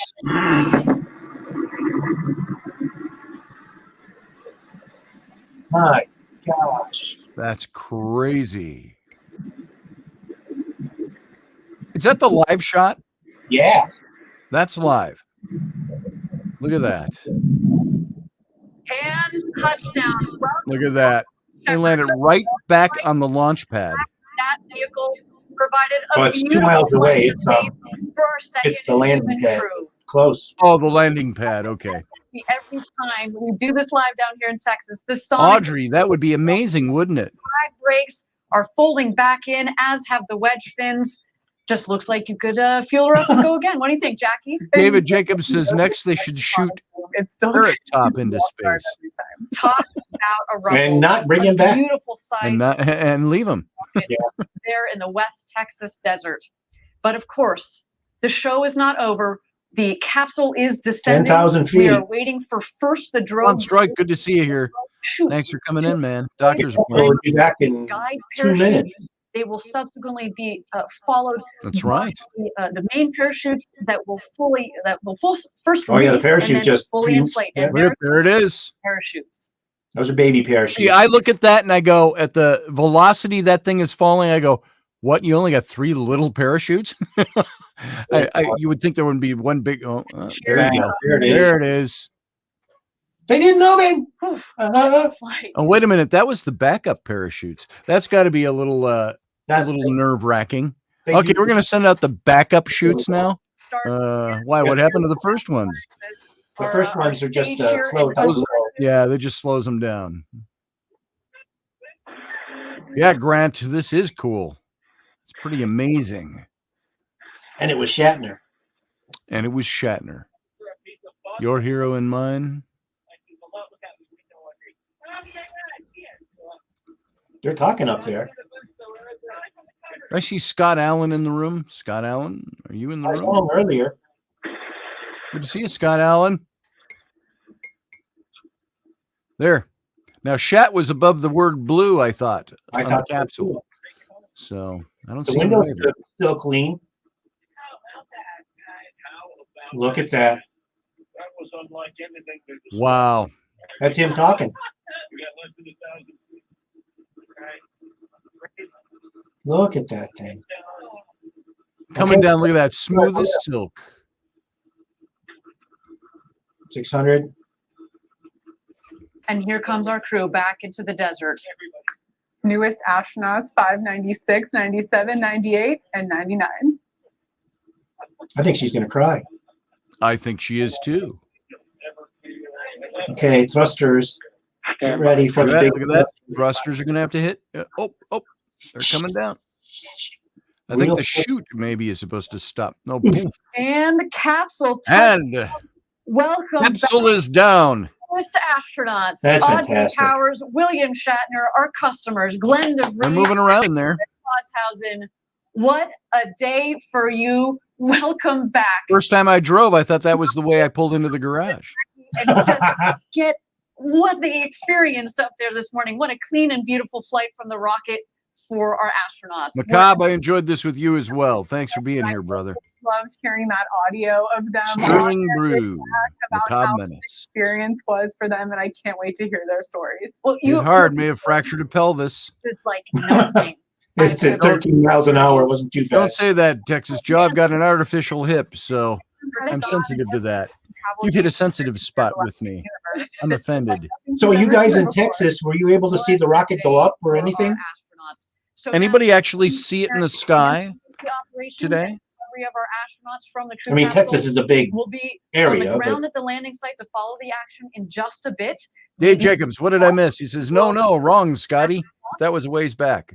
Absolutely breathtaking stuff. I missed And I'll note something. that you're going to see our the recovery team show up. The very Federation shortly. recovery We team is actually now send them moving on in. for the capsule. See, Dave Jacobs, one thing you got to learn about radio, I don't know shit. So I'm just talking. Very good at visualizing where the That's all we do, you and I. We just gotta That's it. guess our way through it. where the winds Well, that's like the old saying that's become a favorite of mine. And pardon me for my language, but the more shit I know, the more I know I don't know shit. So That's the story of my life. from the capsule. Okay, there's Check out Bill. these beautiful shots of our 4 astronauts Oh, there was there Bill. in the Texas There desert was Bill. after having gone up over the Kármán line and back. Okay, you Texas people, does that look familiar? Any of that? Come on, come on. It's all desert. I enjoyed it, Manny Moo. I enjoyed the moment. She didn't watch Star Trek, so we got Thunderbird. You had Thunderbirds, though. Thunderbirds, I love that. Too. Hey, let's go on a rocket trip. Hey, let us go. We're going to fly to space today. Where's Bill? No, that's not Bill. I see. I thought Bill was over Okay, Bill's the over word blue. blue. Yeah, I thought that yeah. was his window. I hope he didn't blue lunch. Yeah, And here's some beautiful shots. like I would have. I In the would've. capsule, awaiting the recovery team. I It understand does look like West Texas. Capcom that they Oh, have look had at- communications with there's the these four helicopter. astronauts, and they Helicopter all coming to get him. that they are doing a-okay after an exhilarating flight to space and back. Awaiting that recovery team. Yeah, the Galileo should be going out to get Bill. Yep, I agree. That feels very unfair after the show. There's some waves from our astronauts there.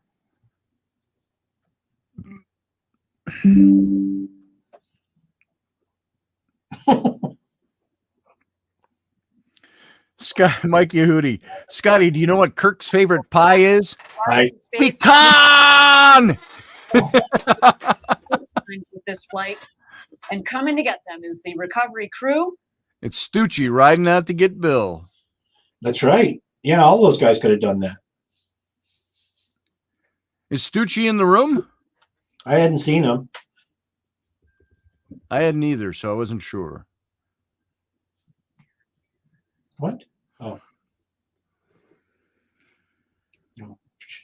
Well, everybody seems intact. I don't see any blood splattered on the insides of the windows. Yeah, I wonder how much time they got to play. Yeah, yeah, Audrey. Teresa, Rocky has no idea what a Shatner is. Yeah, there you go. Oh, there's the van. There they are. They're there. And Jackie, Now, why are they pulling so far away? I don't know. You think it's they like drive they're being over. cautious. Yeah, in case there's Martians. meaning that the Yeah, aliens attached. talked about this earlier in the show, and of course we It's have like- Sucking the power out I'd be like, could you pull up a little closer? Do we have to walk that far? I know. No. That's like parking in the outer lot at Target. landing of a rocket and launch and landing of 4 new astronauts. My wife says, "Did you see him We moving?" were talking to Chris Like, a couple days no. ago, and he actually Even somebody else tearing down that road. from around the world. Oh, look at space. there, As you yeah. mentioned, he's a DJ, so of course Looks like we have Area 51, says McCobb. for the future postcards that have just. Well, there's the booster standing there in the background. some of the Wow. Booster. Look at that. Look how That's really close they good. are to that. full of music. I wish we could be playing some of that right now. Well, you probably will soon. Actually, Yes. you know, as we mentioned, Chris Bosshausen as a Chokes you up, doesn't it, It's got Scotty? an ambulance pulling up fast. on Friday. He sounded good on the way down. He said it was the most, I don't know, So lovely thing or musicians on something. board too. Of course, William Shatner. Everybody knows him as an actor. He also sings. I think that's No, one he of the doesn't. No, he does not sing. opening Sorry, I shouldn't have said that. more people to go to space. He put out a Christmas album a couple of years ago. Yes, but he did. Shatner doesn't sing, and I don't think he'd make any bones about not singing. DJs, He narrates his song. Narrates. that they create coming out of this experience. Oh, yeah, look at him We've moving. said it before. Going to Like, space yeah. changes you. Talked about the overview. Going to space changes you, Scotty. I can't wait I'm sure it does. how the stories that come out. Mandy says, especially SP, they basically did the Red Bull Oh, look at jump right to Bill. Going around indestructible Femo tent.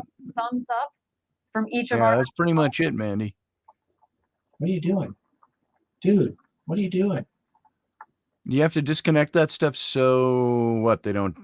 take And then off. if it's that easy to jerk off, I better to just to dislodge it that way. Don't you To just dislodge? Way You're down? smoking cigars, probably. Yeah, says Jessica Monroe.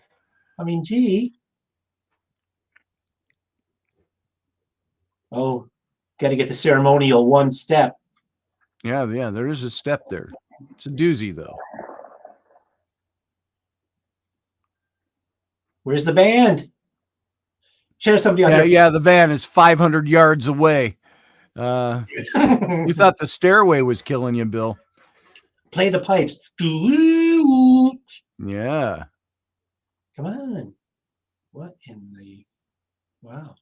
He is 90. Manny, I know. We would like to tease. I'm halfway to 90. Halfway, way to go, Scotty.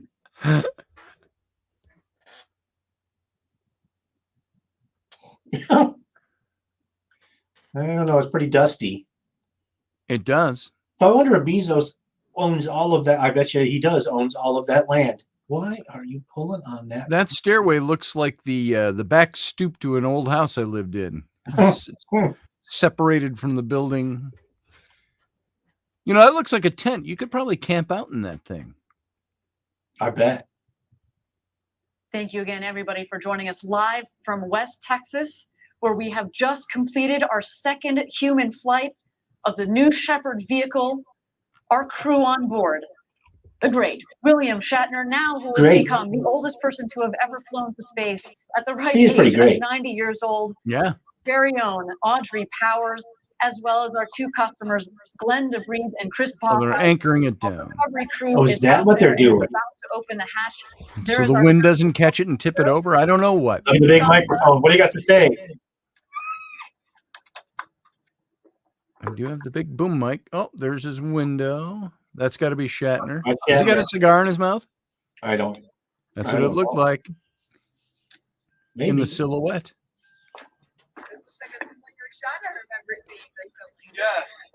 Do they have to decontaminate? I would say not. Not for that. Not for that little bit. And here come the friends and family. Friends and family. Oh, yeah. We've got more vehicles in the Oh. parking lot. You get a discount? That'll be $18, please. Okay, now who's running? Is that friends and family? I guess. Must be. Not reporters. It's friends and family. The one guy with his arms out is like, stay back, please.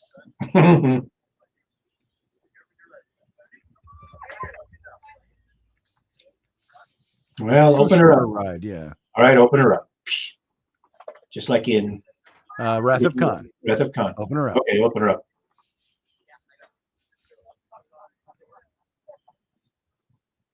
So let him out already. I know. He's got a big stick.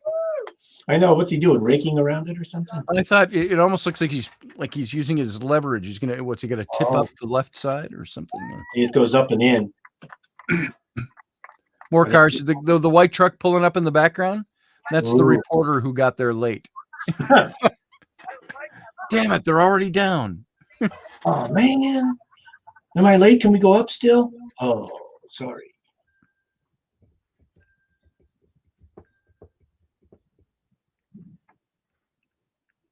See, they didn't even try to show interior shots while they were up in space. Mandy says, "Hey, I think I could be an astronaut. I've been higher than that before and spent longer off in space." Our launch site.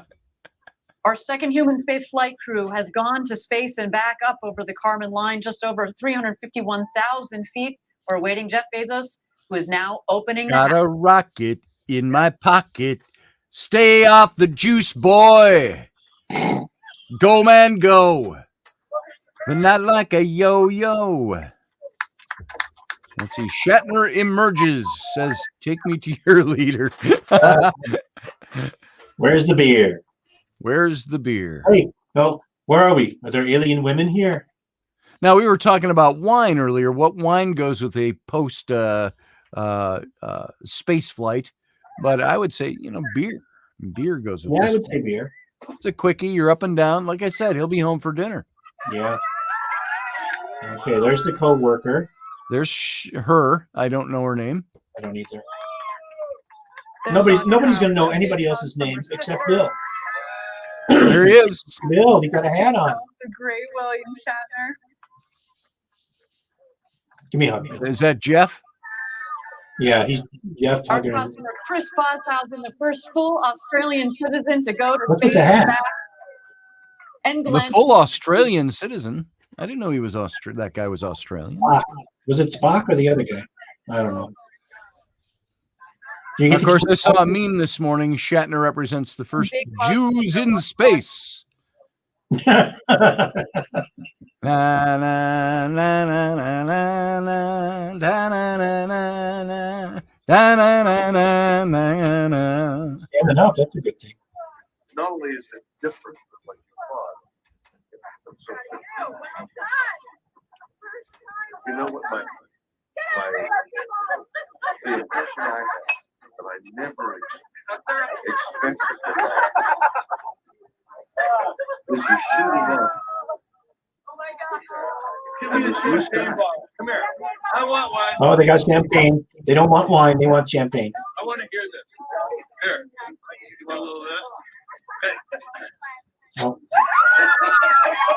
Thank you, Jeff, for getting us all wet. Well, she could bring me champagne. Had to be said. Had to be said. I'm a guy. The champagne showers have begun. Champagne showers. All around. William Shatner taking in the moment clearly. He was in the middle of a story and they cut him off. Yeah. To get a bottle of champagne and make everybody wet. Everybody needs to see. It was unbelievable. I mean, you know, the little things of weightlessness. But to see the blue color, what by? And now you're staring into blackness. That's the thing. The covering of blue, this sheet, this blanket, this comforter of blue that we have around. We think, oh, that's blue sky. And then suddenly you shoot through it all of a sudden, as though you whip off your feet off when you're asleep. And you're looking into blackness, into black ugliness. And you look down, there's the blue down there, and the black up there, and it's just, there is Mother and Earth and comfort, and is there death? I don't know. Is that death? Is that the way death is? Whoop! And it's gone. Jeez. It was so moving to me. This experience is something unbelievable. You see, yeah, you know, weightless, my stomach went up. This is so weird. But not as weird as the covering of blue. This is what I never expected. Oh, it's one thing to say, oh, the sky and the thing and the fragile. It's all true. But what isn't true, what is unknown until you do it, is there's this pillow, there's this soft blue. Look at the beauty of that color. And it's so thin. And you're through it in an instant. It's what I'll think it's a week. Is it a mile? 2 miles? I mean, depends on how you measure it. It depends on maybe 50 miles. But you're going 2,000 miles. Jeff doesn't know. Whatever the mathematics fast. Yeah. Really you know, it's like a beat, and suddenly you're through the blue. And you're into black. And you're into, you know. I wonder why you couldn't see any stars. Must have been on the swell. The sun was shining on it. Interior lights, maybe? I don't know. Down there is light, and that's the difference. And not to have this, you have done something. I mean, whatever those other guys are doing, but it's what isn't. Please, sir, not in front of the Klingons. What you have given me. That's it. Is the most profound experience I can have. Oh. I'm so filled with emotion about what just happened. It's extraordinary. Wow. I hope I never recover. I hope that I can maintain what I feel now. I don't want to lose it. It's so much larger than me of life.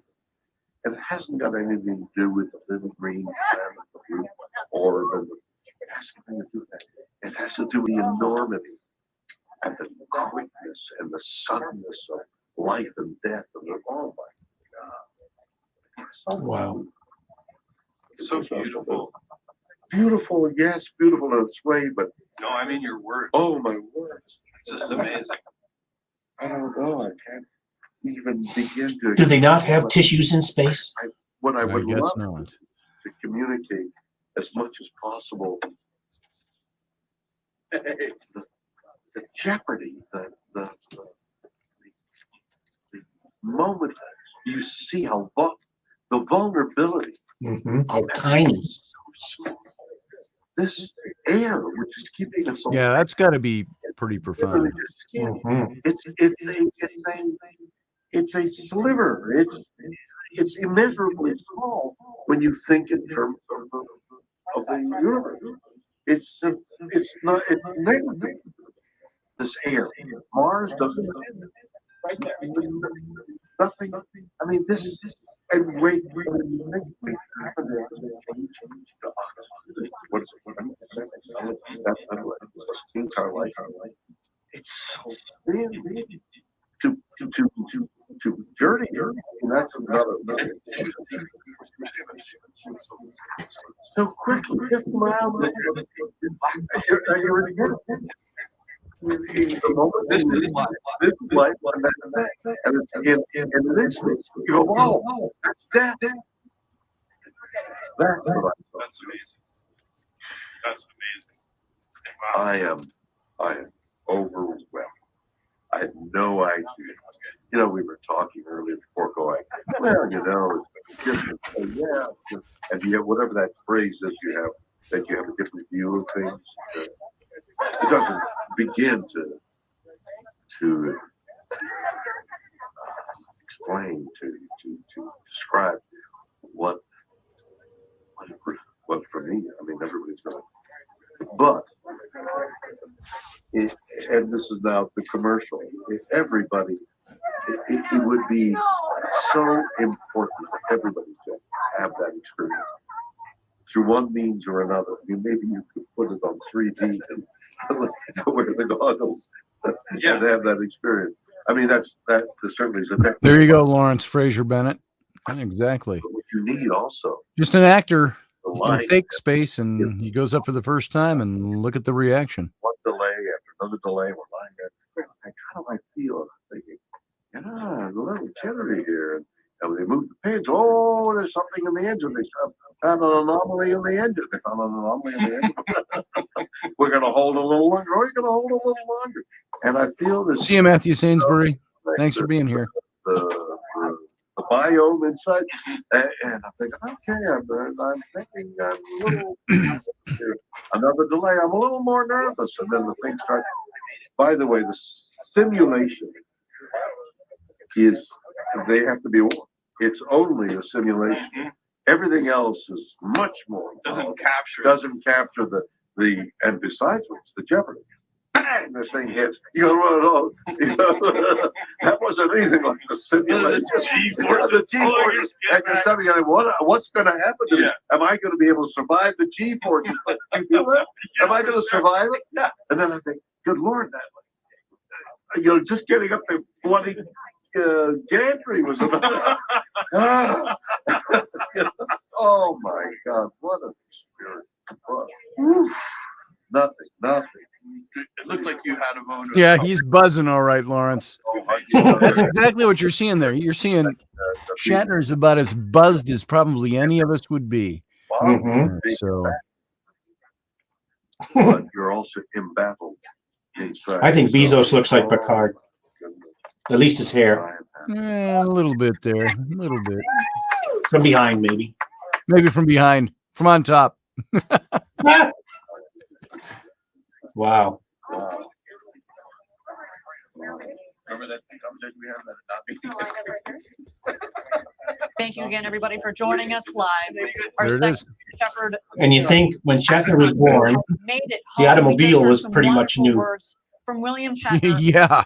Who finally had the opportunity. Shatner was born in what? In 1922? 31? At the age of 90, if you can. Yeah, 31, 31. I'm sorry, 31. Yeah. Battery powers. What was I thinking? For two customers. You I just don't do math. You have to take Math is out hard. the extra 10. Jackie, Wow. you heard what William Shatner was It's a great saying. shot right there. What a moment. Well, there it was, folks. See Yep. this. He was It was a momentous occasion. Thank you all for coming by. Scotty and I are going to do more things like this as time goes on, whether they're Federation things, Intrepid things. You'll be seeing lots of us, so I mean, don't run away. That's right. This was brought to you by the Federation and by Scott Allen Roberts. Well, there you go. Folks, I want to thank you for being here and joining us. I'm sure there was better commentary out there, but none cooler. And so thanks for being here. Thanks for giving us your time. This was a lot of fun to watch this. And hopefully we'll have more of these kinds of things to do together. And as Russ said, with the Federation, we've got a lot more things planned in the near future. So you all stay tuned now as you go into your days. It's 10:22 here in the Central, 11:22 out east, but it's only 8:22 out west on the left coast where Audrey is and many of you others. So you guys have a fun day, a fantastic day, and we'll see you all another time. Thanks for being here. And Bill's going to get his pin, and then we will bid you adieu. Adieu. Adieu. You and you and you. You and you and you. See you, Russ. Thanks a lot. Thanks, Scotty. We'll see you soon. All right, guys. I'm leaving the studio. Okay. Live long and prosper. Peace and long life, Scotty. Okay, I got to see him get his pin. I think he's still crying. This one's dead. So am I. I never wanted to tell. I have a spare, don't worry. See, Can we that's get a spare one for Bill real quick? Do you think you can unbend that? There's no way she can unbend that. Thanks for coming, everybody. Wow, good job. Perfect. She did. Bill's got his pin. This is the hardest part of the mission. Thank Bill, you're amazing. That. Seeing Bill. Wow. He's still tearing up. That was fantastic. You're so deserving. You worked so hard in this program and all your life. You've been dreaming of this. Isn't that true? What a gift. Sorry. I can see I have similar sympathy for Jeff Ashby now. Poor guy. He had to do it in front of a big crowd. It's just that the Nomex is very tough. Oh, that's true. Me too, but as soon as we finish the pin ceremony, I got to get back to work. I am proud to be a Trekker and very proud of guys, what Shatner means to us all. Before you.